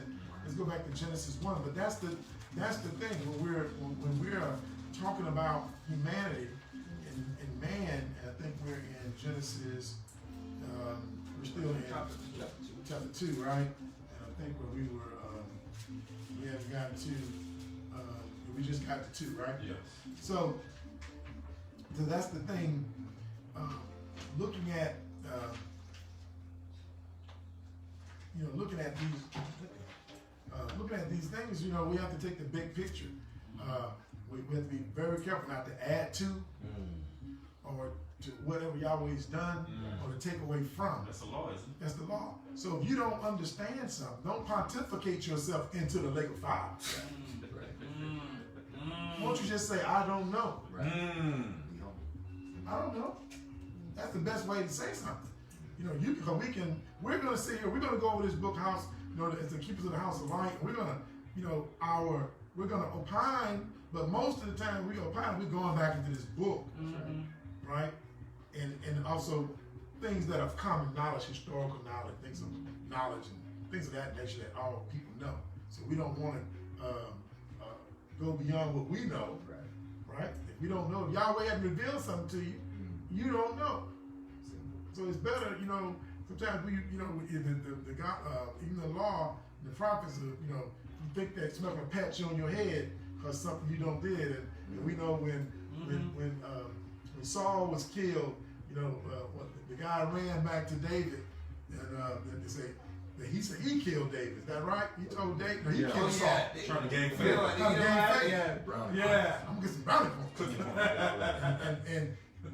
And you're suggesting to the king, David, a man after Yahweh's heart, that he had a desire. He could have killed Saul anytime. Right. He wasn't going to put his hand on Yahweh's anointed. No. Right? But you're going to bring that to David with that? Hey, I took him on out. He said, by your own lips, but your own mouth.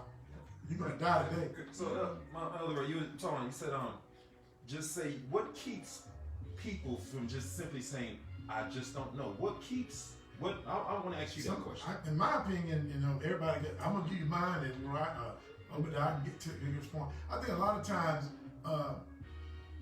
pride, that's one thing I would say. What would you say, brother? I totally agree. I totally agree with what you said. And that's why pride is an abomination. Ooh. Yeah. So we have to get rid of that pride. Yeah. I've heard people say swallow pride. No, get rid of it. That's mucus. It's gonna come back. Get rid of it. That's going to infect your water. Exactly. Get rid of it. Oh, swallow your pride. No, spit it out. Yes. Because you're going to have to do those things to gain the enter to Yahshua's kingdom. The kingdom of heaven. You're going to be a humble man and woman. And again, you don't know what other people are going through.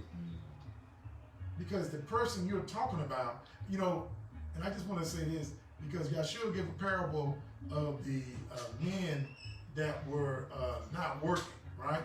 And he sent them to working as man, sent these people working his vineyard, right? You remember that? Yes, sir. And he said he's gonna pay them a talent. They went out. He sent several in, and some guys he sent in late in the day, right? Well, when they got ready to get paid, the guys that been working longer said, "Hey, why are we born the heat of the day, right? And these guys just came in. He said, man, you agreed to that, and I'm paying you that. Don't tell me what to do. I'm doing evil with my own. Right. Take your money. I'm gonna do whatever. But look how the kingdom works, though. That's a parable. Yeah. You might have been in this truth. Yeah, you doing everything. You've been doing all types of works, right? But then you're not Yahweh, though. No. Yahweh, down the line, Yahweh will bring in somebody that he has ordained, right? And guess what? This is the guy, a woman, Yahweh's like, no, I'm going to put you in trouble. You're going to run. Right. But how did, wait a minute, I've been here all this time. How does this happen? But Yahweh said, well, you've been here because I let you stay here. Now, I can deal with you if you don't want to be here. Right. We're going to work that out. Right. You don't want Yahweh to work that out. Now, he can put you in that old gangster league. Right. Lay you on, take you out of here. That pleading, oh man. So sometimes we got to understand with that parable, what Yahshua said? The first shall be last, and the last shall be first. Just because you think everything's going your way, and that person, he's miserable. She ain't nothing, but hey, be careful, because she's in that position because Yahweh letting her be in that position for a purpose. That's like the man that was born blind. Is that and got his sight. So Yahweh's gonna be going. He's gonna get. Yahweh's gonna be. Don't get in the place. Don't get in Yahweh's glory. Don't get in the way of Yahweh's glory. Yahweh's gonna get all the glory. That's why he said, "I'm gonna deliver you with a stretched out hand and with fury poured out from the lands that you've been, up in that you've been scattered to." He's gonna do it. Yeah. Ain't y'all gonna do it. Ain't nothing in this book written about at any place that we know that he says, I'm going to put my spirit on a certain man, and he's going to bring the people out of the north countries. He's going to bring them out, and you got to listen to that man. He doesn't say that. He said, I'm going to do it. He's going to be glorified, because everybody's going to know that. How did we get here? Yahweh did. Yeah. That's right.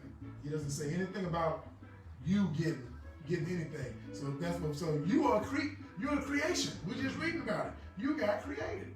So let's continue, brother Uriah. Let's continue in chapter 2, and you take that up to. Go ahead and take that into 2. We're in the book of Genesis, chapter 2, verse 1. Thus the heavens and the earth were finished, and all the hosts of them.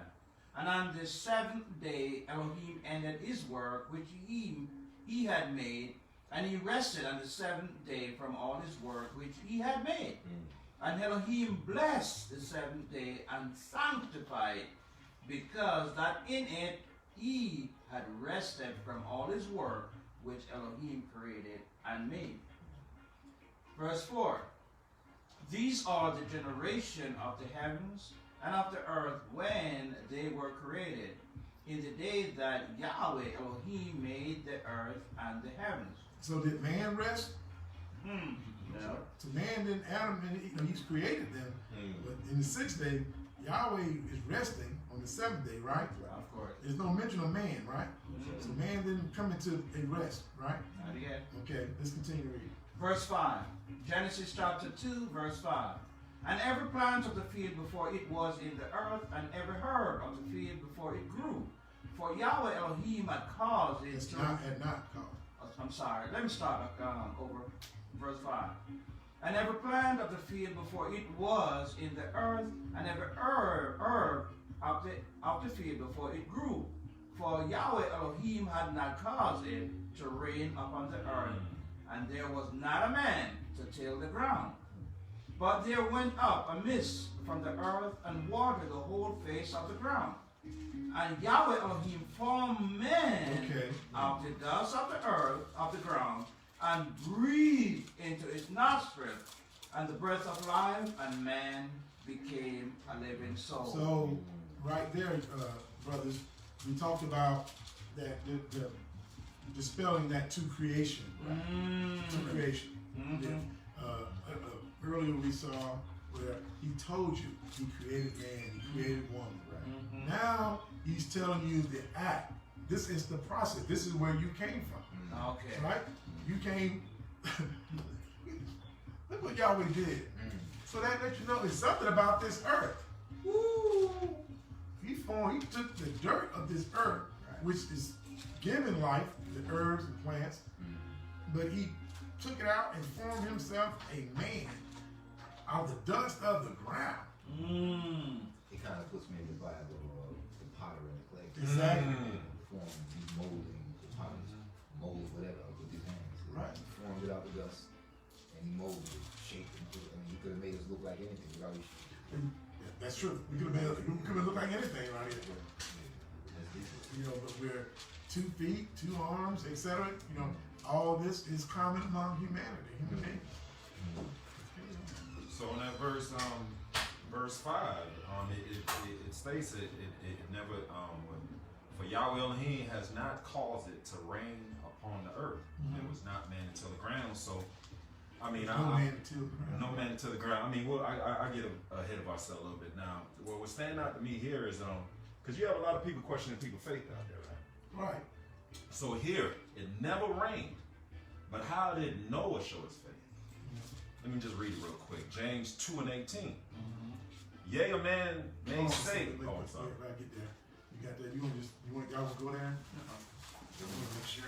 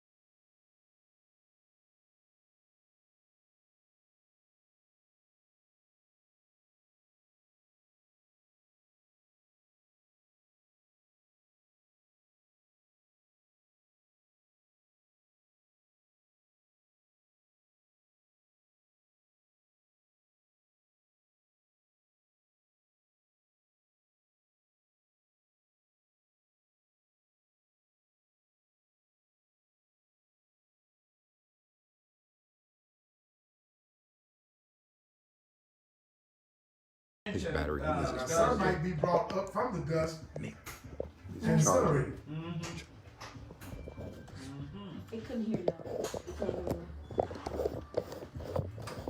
They can hear me? Okay. What's going on with Ariel right there? Did you eat something? She was breaking out a little bit, that's it. Hey, you have an Apple charger? Yeah. It's back on. What did you eat? It's just a button. It's back on. Okay. She had Again, chicken and pasta. okay. I think that's where we had a little technical glitch. Yeah, it was some I think with our audio problems. But we're back, and again, we just wanted to reinforce our concerns about we're just humans, we're men, and what type of grandeur how can you glorify yourself when you came from the ground, from dirt?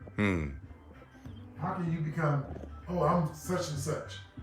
But Yahweh says you're gonna go right back to that ground, and we're gonna hear those things momentarily, and so you've been reading in what? Okay, let's brother, I know you mentioned what's so unique about the earth, and just looking back on the earth itself, it is a living organism. Right. That have all the elements to support life for all living. Everything. It's perfect. It's a work of the Most High. It's the work of the Most High. It's not by. It's the design of Yahweh. He designed it. You can't do anything about that. Okay. Let's let brother. Okay. Let's pick up. Obi, Daya. Let's pick up. Let's go to chapter 2. Where have you been reading from? I want to make sure. I finished at verse 7. Okay, where did you start? You started Chapter 2. That's where you started at? 1 through 7. Okay, let's continue. Take that to verse. Let's go ahead and continue. Let's kind of let me see what we got. How much we got left? Okay. Take that to 14, please. Just continue to 14. You're right. No, you're right. Oh, okay. Yeah. Okay, Genesis chapter 2, and I'm going to pick it up at verse 8. And Yahweh Elohim planted a garden eastward in Eden, and there he put the man whom he had formed. And out of the ground made Yahweh Elohim to grow every tree that is pleasant to the sight and good for food, the tree of life also in the midst of the garden, and the tree of knowledge of good and evil. Verse 10. And a river went out of Eden to water the garden, and from thence it was parted and became into 4 heads. The name of the first is Pison. That is it which compasseth the whole land of Havilah, where there is gold. Okay. And so now you have 3. So you got. Let's look at this. We got. He planted a garden in the midst of Eden, right? And the tree of knowledge of good and evil was there in the middle, in the midst of it, right? And now he's basically describing now the topography or how these rivers and things, that there are 3 rivers. A river ran out of Eden, right? One river ran out, and then it broke off into 4 heads, correct? So now you're saying this. He said the name of the first one is Pison, that has which compass the whole land of Havilah, where there is gold. And the gold of that land, there is bdellium and the onyx stone, right? So now, let's talk about that river. What river is this? Does it exist today? Yeah. Okay. That would be the Nile. Okay, Nile River, right? Yep. So now we got Eden. So we can kind of put in our mind, where is Eden? Because now you know there's a river, and it's forks out with 4. It's one river, and it branches out into 4. So that's the Nile, right? That's right. So now go ahead to the next verse. Before you continue, just 2 things about that Nile River. 2 things.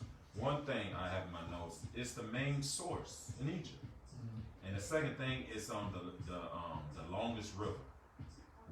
It's about 4,100 miles. Yeah. Okay, that's good. That's some good information because sometimes we don't get caught up in our geography. You got the Nile River. It flows south. That's north, right? North to south. Mm-hmm. That is, South. and it's I don't know the It travels upstream. It's up, right? And they're having disputes right now with Egypt and Ethiopia over a dam that Ethiopia wants to build, and which is down below. Is Egypt up and Ethiopia's down, and they're concerned about how that dam is going to affect the water, the supply, and whatever. And they're disputing that right now as we speak. Ethiopia's saying they got a right to do what they want to do, and then they're even talking about war if it comes down there. I think they're being arbitrated. Somebody gets kind of arbitration going, but this is a very the Nile is very famous. Egypt is very water. Yeah, for the people. So okay, but thank you for bringing that up, brother. Okay, go to verse 13. Verse 13. Genesis chapter 2, verse 13. And the name of the second river is Gihon. The same is that compasseth the whole land of Ethiopia. Okay. Verse 14. And the name of the third river is Hiddekel. That is which goeth toward the east of Assyria. And the fourth river is Euphrates. Okay, so the name of that river is part of. We just talked about Ethiopia, so they call that the Blue Nile. Right? So it's letting you know right now. So this is showing you, telling you that this book is giving you accurate information. That's a landmark. Right, it's a landmark. Continue. Verse 15. Yeah, then you put the stop there, right? Yeah, he says. Okay. Oh, sorry. Yeah, the river Hiddekel today we know it as Tigris. The Tigris, exactly. Thank you, brother. And also I have my notes like this book is so beautiful, because I know some people say it's a fairy tale. How can it be a fairy tale? Because if you research all these words, these lands are still here. Like the Euphrates River, that's basically, what is that? Southern Iraq, that's Babylon. Exactly. Exactly. You get the Tigris, you don't know, and your pride won't let you become humble and say, well, yeah, this is right. Even though people who have conquered the world use this book to help them find these mysteries. And, oh, yeah, we did find that city. We dug it up. That's right. Wow. Yeah. We did find that there was a place. They did find what was it? Solomon and Gomorrah, those cities in the plains. Yeah, they did exist. Yeah, uncovered those. Come on. Yeah. And even with you and my brother talking about it, it's in the end of verse 13 it says Ethiopia. I mean, we know Ethiopia is Cush. Right. Cush isn't even born yet, so this tells you this story is being told. Right. Yeah, that's a hint. Yeah. But you got to know that it's been told to Moshe. Yeah. So he has to understand because Cush it's not alive yet. It's not been born yet. After the flood, right? Yeah. That's after the flood, correct? He comes on the scene. Praise God. Like you said, this is not a book of myths. It's a historical book. Will you say that again, please? You sound tired. You sound tired repeating. No, I want to say that this is not a book It's of myths. I'm just because we're not I'm not gonna get in a fight over this. You can believe you're in a country where you can believe what you want to believe, but you can't believe that other places, right? You can say no, it's about Islam here, and you got no. There's no room for that discussion. Right. This is about a political party here, communism or whatever we may be. We don't want to hear that. But you are in a place where we're blessed. Yahweh put us. We're still in a place where we can worship Yahweh freely and glorify Him. We don't have to even get involved in any of the political issues. That's right. And we're reading right out of the book. So we have to give Yahweh, because if He wanted you involved in that, He would put you in. He wouldn't have brought you to the Word. That's right. Right in the beginning. He would let you stay out there in darkness, pontificating about tax bills and pollution. But He's giving us a great thing, a good thing here. Great. So hit that 15, brother Uriah. if you would. I ain't tired yet. But you know what? We're really up to time. The Moshe, for the keepers of the house of life, shedding this light, to us, Right. knowing that this book, you have to read it as a history book. Right. If not, you're not going to get nothing, Right. information, no information good, pertaining to your salvation. Well, when you went to school, you had to have a teacher, right? Yeah. Yeah. All of us had teachers, correct? Yes, sir. Yeah. So you start off on a blank slate, but through time and effort, you learn, and you go to the next level, to the next level, to the next level, and then you graduate in high school, and then you may go on and get a trade, get another level of training, Right. go to college, go to medical school, go to law school, go get a doctorate, become a. But see, and at some point, then you go back to your teacher that taught you third grade. You have respect for your third grade teacher, your fifth grade teacher, Yes. but you have gone to another level and mastered a whole nother curriculum Yes. or study. So we have to be thankful for what we are. Yahweh allowed us to come to this point. We didn't come. We were taught. That's right. We got taught this information, That's right. right? So we have to give Yahweh the blessing that we were in a place where we could be taught That's right. and get this meat Right. Yeah. and get it in over years, right? And then once we're being taught, we're able to go out. Now you have the foundation over that time to go out and look at other sources, and then hopefully you're able to vet that information. But this don't line up with the Bible. This doesn't line up with history in general. That's right. Where did this even come from? We don't even have nothing in here. Who wrote? Like you said, you got a book, but who wrote the book? Right. And why did he write it? Yeah. Where is he or she? Why did he write it? And why That's did the he? question. When was it done? Can you date it? What other scholars have commented on that book you got? You said you got a book. I can get a book. I think me and Brother Uriah had a comment and said, who wrote that book? Right. So we got into it earlier about the book. I said, well, and so we went back and you put that book properly. And I said, well, brother, this is a good book, but guess what? It has a bibliography page in the end of it. What was the first reference?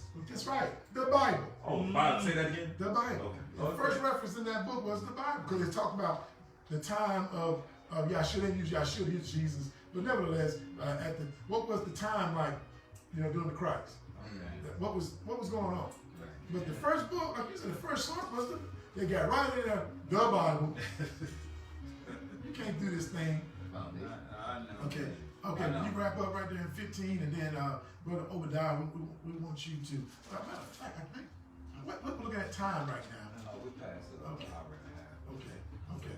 That's fine. That's fine. Okay. Untitled Chapter. Okay, let's go ahead and finish. Yes, sir. Okay. Genesis chapter 2, verse 16. And Yahweh Elohim commanded 15. 15? Okay, let's read back 15. Genesis chapter 2, verse 15. And Yahweh Elohim took the man and put him into the garden of Eden to dress it and to keep it.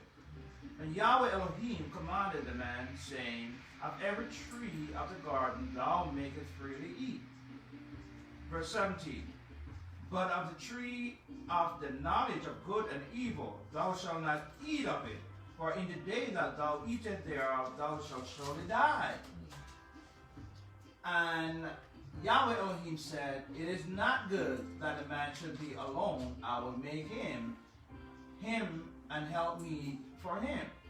And out of the garden Yahweh Elohim formed every beast of the field and every fowl of the air, and brought them unto Adam to see what he would call them. And whatsoever Adam called every living creature, that was the name thereof. And Adam gave names to all cattle, and to all fowl of the air, and to every beast of the field. But for Adam there was not found an helpmeet for him. Verse 21. And Yahweh Elohim caused a deep sleep to fall upon Adam. And he slept, and he took one of his ribs, and closed up the flesh instead thereof. And the rib which Yahweh Elohim had taken from man made he a woman, and brought her unto the man. And Adam said, this is now bone of my bones, and flesh of my flesh. She shall be called woman, because she was taken out of man. Therefore shall a man leave his father and his mother, and shall cleave unto his wife, and there shall be one flesh. Verse 25. And they were both naked, the man and his wife, and were not ashamed. Praise God for that. Now let's look at this. Talk about this a little bit here. When we see when he created Adam, he created Adam. We know he became a breathing, living soul. In verse 7, we talked about that. One man does, and we want to make sure he breathed into his nostrils the breath of life, because we kind of passed over that a little bit. And man became a living soul. So until Yahweh breathed into him that spirit, gave him that, he was an object. He was there, a shell. Everything was set up. But now he's living. He's a living soul. Not that he has a spirit, right? This is that's the breath of life. He's clearly created from the earth. You see that and you read that, right? So he's not an angelic, spiritual being. Man does not have a separate spirit. A spirit that comes from heaven. He just breathed into him the breath of life. So people think that when you die, there's a disembodied spirit that flies off to heaven. See, that's a myth. Or flies down to hell, I guess. Because everybody died, they go out to heaven. Nobody. So hell just empty. Yeah, hell empty. Because you don't never hear about a church saying, "Well, we know that brother's in hell." So why even go any further?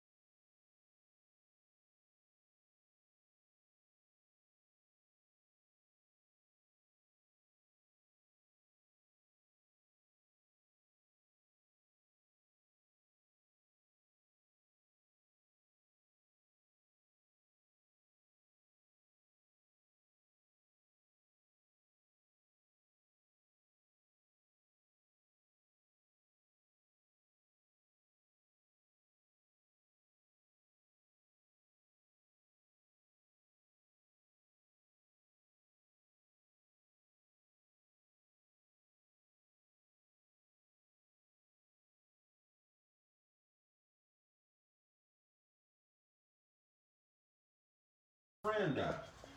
And the pastor was up there saying, "Oh, he in a better place." You know, they scored. They said, "No. We know who he was.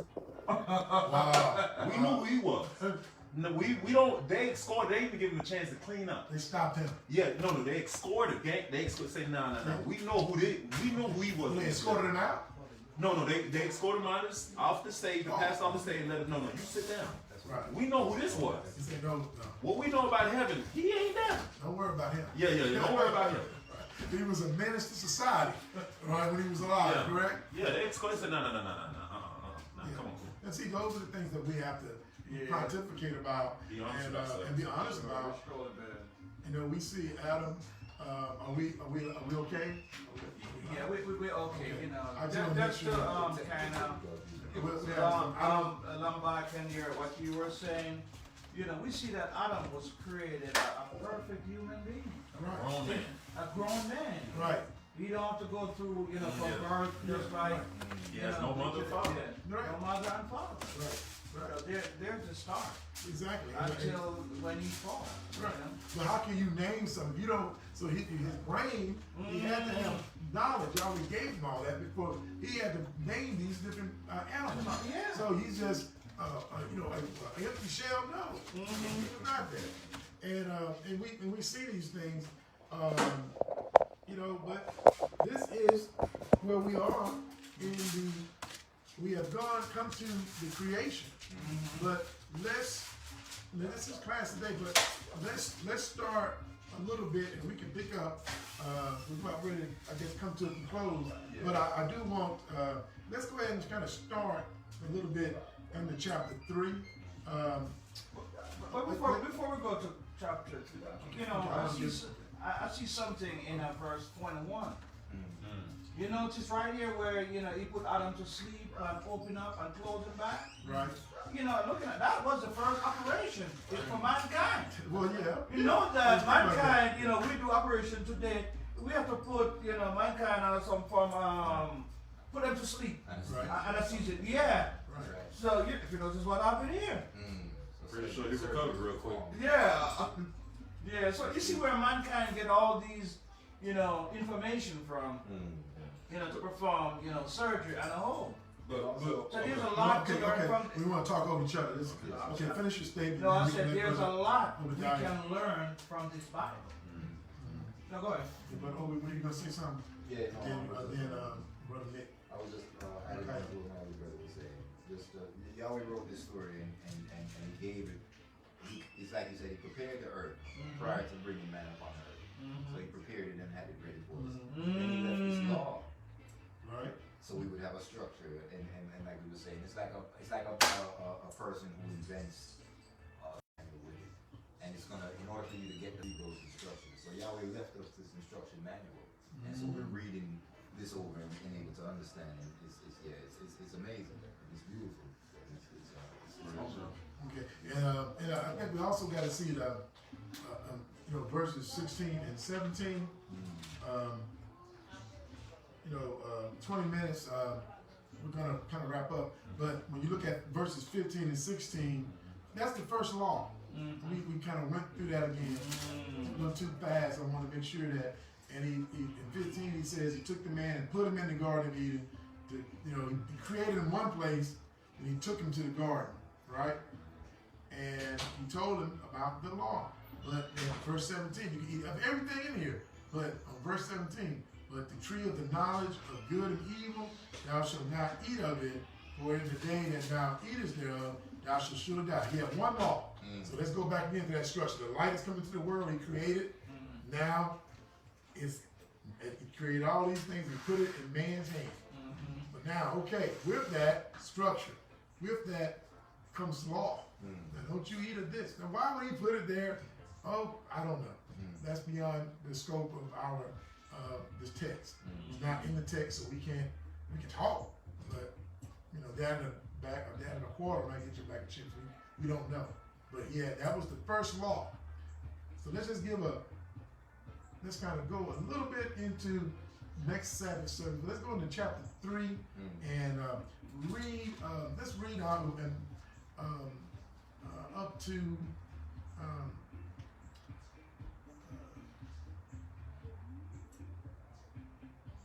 Let's go to 14. Okay. Yes, sir. Genesis chapter 3, verse 1. Now the serpent was more subtle than any beast of the field which Yahweh Elohim had made. And he said unto the woman, Yea, has Elohim said, You shall not eat of every tree of the garden? And the woman said unto the serpent, We may eat of the fruit of the trees of the garden, but of the fruit of the tree which is in the midst of the garden, Elohim has said, You shall not eat of it, neither shall you touch it, lest you die. So now we see another person on the scene that's in the creation, the serpent, right? And he goes right to the woman. But we know Adam was nearby. He goes straight to the woman and tell her about and throws the law back on, right? That's right. And she responds, right? You see it there, verse 3. Don't even eat of it. Don't touch it. Right. Well, Yahweh didn't say anything about not touching it. Just don't eat it. Right. Right? So she added to the law. Mm. But where did she get the law from? Who told her about the law? Adam. All right. Mm. Okay. And so, but he's speaking to the woman. And let's see how, that word subtle. We did a class once on that. Subtle. That means wise. It doesn't necessarily mean evil. It just means he's wise. He's very smooth. Okay. So Satan is very wise. He's cunning. Right? Being subtle is not necessarily, you should be subtle at times. You should be a wise person. It says Right. he's wise as serpent. Yeah, that's right. And Jonathan, that's right. See what I got in my notes for the subject, I had sneaky, prudent, and crafty. Well, but then another component you'll see that definition is wise also. It doesn't necessarily mean always evil. Come on, like when we talk about when the pharaohs dealt with the children of Israel in Egypt, when their numbers had gotten so big in the land, up in Goshen in the land, and Pharaoh came on the scene who did not know Joseph. They got concerned militarily, which is nothing wrong with that. You say, hey, they're in our land. We don't remember Joseph no more about the good he did. But if a war break out, these people may join their forces and attack us. So come on, as y'all remember that, come on, let us deal with them wisely. There's a class on that. Yeah. Very good So, brother did yeah, that class. yeah. I like that. I like that, brother. That's a good brother. But come on, let's do it. It's just basically, you're dealing with them in a way. The context is everything. It's not necessarily what. Yeah. If you had your land in the country, you're looking at all these people that are not there. You have to think. Well, something may jump out. That's right. May jump off on us, and we don't want to be caught attacked. So. And it's sneaky. I'm not saying that's not what it means, what you just said. Yeah. But it's another way. As you said earlier, it's another version of that definition. But it means, you got some, it's subtle, it's wise, but you're being subtle about it. And this joker here, and I shouldn't say joker, but this being in the garden was the most subtle of all the beasts of the field. But I don't think he was on his belly at this point, so he must have been on his feet in some way, right? So it's different. This serpent here we don't know what this being was. Yeah. But go ahead, my brother. Yes, sir. Verse 4, Genesis chapter 3, verse 4. And the serpent said unto the woman, You shall not surely die, for Elohim does know that in the day you eat thereof, then your eyes shall be opened, and you shall be as gods, knowing good and evil. Well, you said there was the first surgery, right, that Yahweh performed. And that's the first lie. If that lie was smoothly laid out. But come on, that's the first lie ever told. That's right. But then Yahshua said he was a liar, he was a murderer in the beginning. The get-go. Let's go ahead. Verse 6. And when the woman saw that the tree was good for food, and that it was pleasant to the eyes, and a tree to be desired to make one wise, she took of the fruit thereof, and did eat, and gave also unto her husband with her, and he did eat. Well, he right there. Yes, sir. So now we know Adam was given dominion, right? Over Yahweh's garden and everything. But he's there listening to the lie. He's like, listen, oh, this sounds good. I've never heard that like this before. It's a good story. It's a good line you're running down. Okay? But it's all it did, and you eat it. And what did Adam do, bro? Let's go ahead. Verse 7. And the eyes of them both were open, and they knew that they were naked. And they sewed fig leaves together, and made themselves aprons. And they heard the voice of Yahweh Elohim walking in the garden in the cool of the day. And Adam and his wife hid themselves from the presence of Yahweh Elohim amongst the trees of the garden. And Yahweh Elohim called unto Adam and said unto him, Where art thou? And he said, I heard thy voice in the garden, and I was afraid, because I was naked, and I hid myself. So now with that lie, you done broke the law, right? Death, and now fear. Why was he afraid? So off the top, man, you're articulating something that that shouldn't be in you. Yeah. You got something in you now, out of your mind. I'm afraid. I'm afraid of you. Why are you afraid of me? What you afraid? What you gonna do? I created you. I gave you everything. But go continue. Yes, sir. That's why I want to continue. If anybody have a comment, but that's it. No, if I should chip in a little bit here, curiosity is a thing, and that's what is killing mankind on a whole. They don't want to learn from someone else's experience. And that is the problem. You can check it out, but you don't have to go through that ordeal yourself. Exactly. That's wisdom. Right. It's wisdom. That's wisdom. That's it, man. Verse 11. And he said, who told thee that thou was naked? Hast thou eaten of the tree whereof I commanded thee that thou shouldest not eat? And the man said, the woman whom you gave to be with me, she gave me of the tree, and I did eat. And there it is, right there. You blame the passing the buck. You see that all the time. No accountability. No accountability. Exactly. You're gonna blame Yahweh. So, well, you gave me the woman. That's why you gave. I was okay by myself. I'm just speaking now. He blames Yahweh. Let's continue. Yes, sir. He goes, well, you gave me the woman. I ate. You gave it to me. She gave it to me. I ain't asked for it. I was doing fine by myself. Yeah, I'm alone. By myself. I don't care. But Yahweh said it wasn't good for him. It wasn't good, so therefore he needed He seen companionship. something he didn't see. So he might have been in the darkness. He might have been. Yeah, he didn't know anything, but when she was there, he was happy she was there. Yeah. Apparently, he's bone of my bone now, right? Flesh of my flesh. That's what he said, correct? Yes, sir. Okay. Verse 13. Verse 13. And Yahweh Elohim said unto the woman, what is this that thou hast done? And the woman said, the serpent beguiled me, and I did eat. She don't pass the buck. And she was tricked. She got deceived. So she's passing the. She's not so much passing the buck because she can. I was deceived. I confess. I got eat. So Satan is the serpent did it. Now everybody's going down the line of their role. I love how this lays out to get to the accountability. Yeah. But Yahweh's going to have. Everybody's going to. They all are going to be addressed. Continue. Yes, sir. Continue, my brother. Verse 14. And Yahweh Elohim said unto the serpent, because thou hast done this, thou art cursed above all cattle, and above every beast of the field. Upon thy belly shalt thou go, and dust shalt thou eat all the days of thy life. Okay, so now we're seeing a judgment. Now, he wasn't given the law of not eating from the tree of good and evil, but his actions violated something. You don't went and deceived and taken advantage of Yahweh's creation. Yeah. So now here's the judgment, right? Right. You're gonna listen, so that you're gonna be on your belly. But something else is being said here, brothers. He says, upon thy belly shall I go. We can see physically a serpent now on the belly. And thus shall thou eat all of the days of thy life. Did you read 15? Not yet. Okay, let's go to 15. Now it's a little bit more placed on the serpent. Verse 15.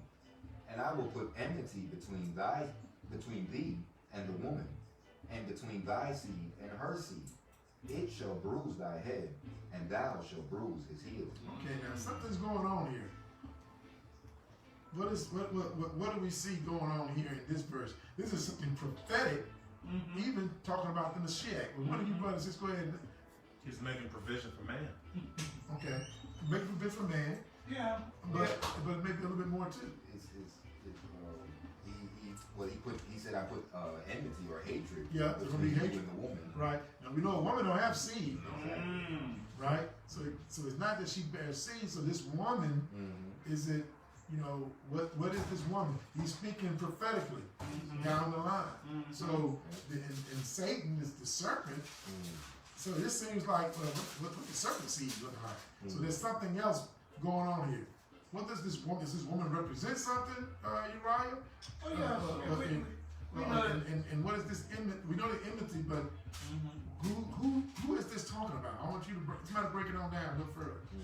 Yeah, even though this verse is basically letting us know that we truly, as what my brother Nick has said about we do need a redeemer, but that woman in that verse, it represents Israel because of what you said. A woman is a carrier of the seed. When I said carrier of the seed, I mean not the one that possesses seed. Correct. She has to receive the seed from her husband. Right. Yeah, so we know in this case that the woman here represents Israel.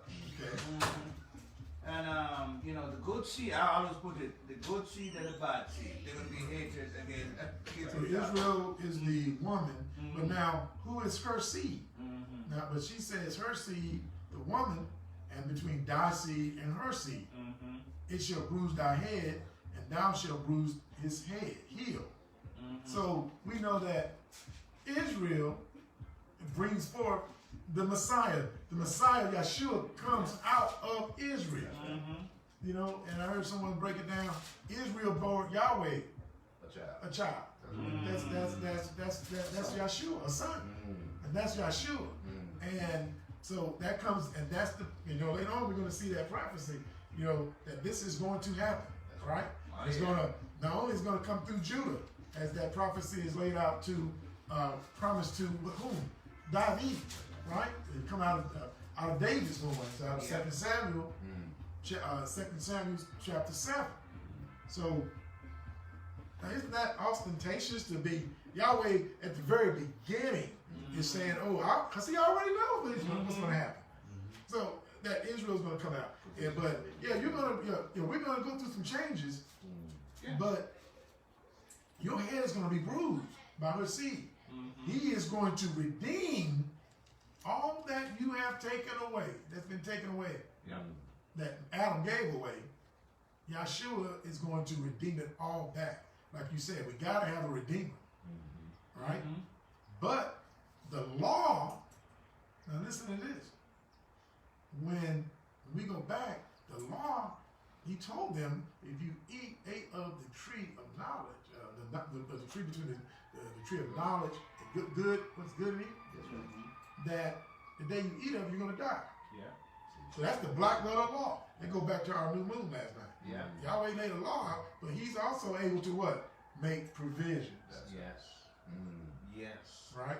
And he's gonna make a provision here so they don't just fall out Yes. right then. To carry out, in order for 15 to be carried out, they have to be alive. Right? They got to procreate Yeah. to get to this point, right? Mhm. Now let's go and continue to read 16 so we can wrap it up. We're gonna wrap it up. Go to 19. I think that's what we should wrap it on up. Okay. Verse 16. Unto the woman he said, I will greatly multiply thy sorrow and thy conception. That's her judgment Mhm. on her. In sorrow thou shalt bring forth children, and thy desire shall be to thy husband, and he shall rule over And they thee. started off together. That's your help meet. Yeah. But now the situation is going to change in that relationship. Correct? Correct. Go ahead. Verse 17. And unto Adam he said, Now, because thou hast hearkened unto the voice of thy wife, and hast eaten of the tree of which I commanded thee, saying, Thou shalt not eat of it. Cursed is the ground for thy sake. In sorrow shalt thou eat of it all the days of thy life. Thorns also and thistles shall it bring forth to thee, and thou shalt eat the herb of the field. In the sweat of thy face thou shalt eat bread, till thou return unto the ground. For out of it wast thou taken, for dust thou art, and unto dust shalt thou you know, return. he ain't going back to heaven. No. I thought, I thought the breath of life made him a spirit. And he got a spirit, and that spirit should fly off somewhere, right? But the book tells you, man doesn't go off to heaven. So now, I think we're going to stop here. Well, one thing I wanted to go back to, verse 12 and Okay, 13. we don't have the time. Okay, because you know we've heard men bashing women. There's Oh, no my women goodness. ever Yeah. said sorry, but let's look at Adam and Eve. Okay. Let's look what happened after they. Let me read 12 again. And the man said, "The woman who thou gavest to be with me, she gave me of the tree, and I did eat." No accountability, pointing fingers. Now look at the woman now. Because wisdom is when it's the content is preferred. But look at the people miss. This is like we were just talking about. What keeps people from saying, "I don't know. I'm sorry." That pride. Now listen what the woman said. And Yahweh Elohim said unto the woman, "What is this thou hast done?" And the woman said, "The serpent beguiled me. She I told the did truth. eat." I eat. Yeah. I got tricked. Yeah. Oh, she told you She was accountable. Right. She said, I hate. Right. He tricked me. I Right. hate. Because, But- I'm sorry. right. But Adam, no, Adam put it on her. But did she put it on him? Be like, no, I'm on there, help me. It's him. Did she put it back on him? No, she didn't put the finger at Adam. She had somebody to go to as well. But Adam could have intervened. But you know, Yahweh wrote this story for whatever reason. You know, but we can opine a little bit about it. Yeah. At least to say he had the authority to stop it. That's right. Yahweh said, "Don't eat it. We ain't gonna eat it." I don't know who you are, Mr. Serpent. Right. I'm not dealing with that. I'm not gonna do that. But that's Mr. Mr. Serpent. You're calling that. Get out of here. Throw him out. She said, still some respect. Yeah, Mr. Serpent, I need you to leave. Yeah. But you know, but what you're saying is, but I think Paul, maybe you can take go there. But Paul talks about that. That the woman said, "No, the woman was the guy." He confirms the woman was tricked, deceived, not Adam. The man was in the transgression. Yeah, man was in the transgression. That's right. Going back to what you said, man was in the transgression. The woman, hey, you're still the boss. And so today, we got people now blaming the woman for everything in the world, Everything. in America. Everything. Oh. It rains, this woman. Particularly in our community. Oh, man. Yeah. She did that, she did that, she did that. Well, we are all here in a captivity and under the curse of Yahweh. So and these are some of the, unfortunately, these are some of the things that we have to go through.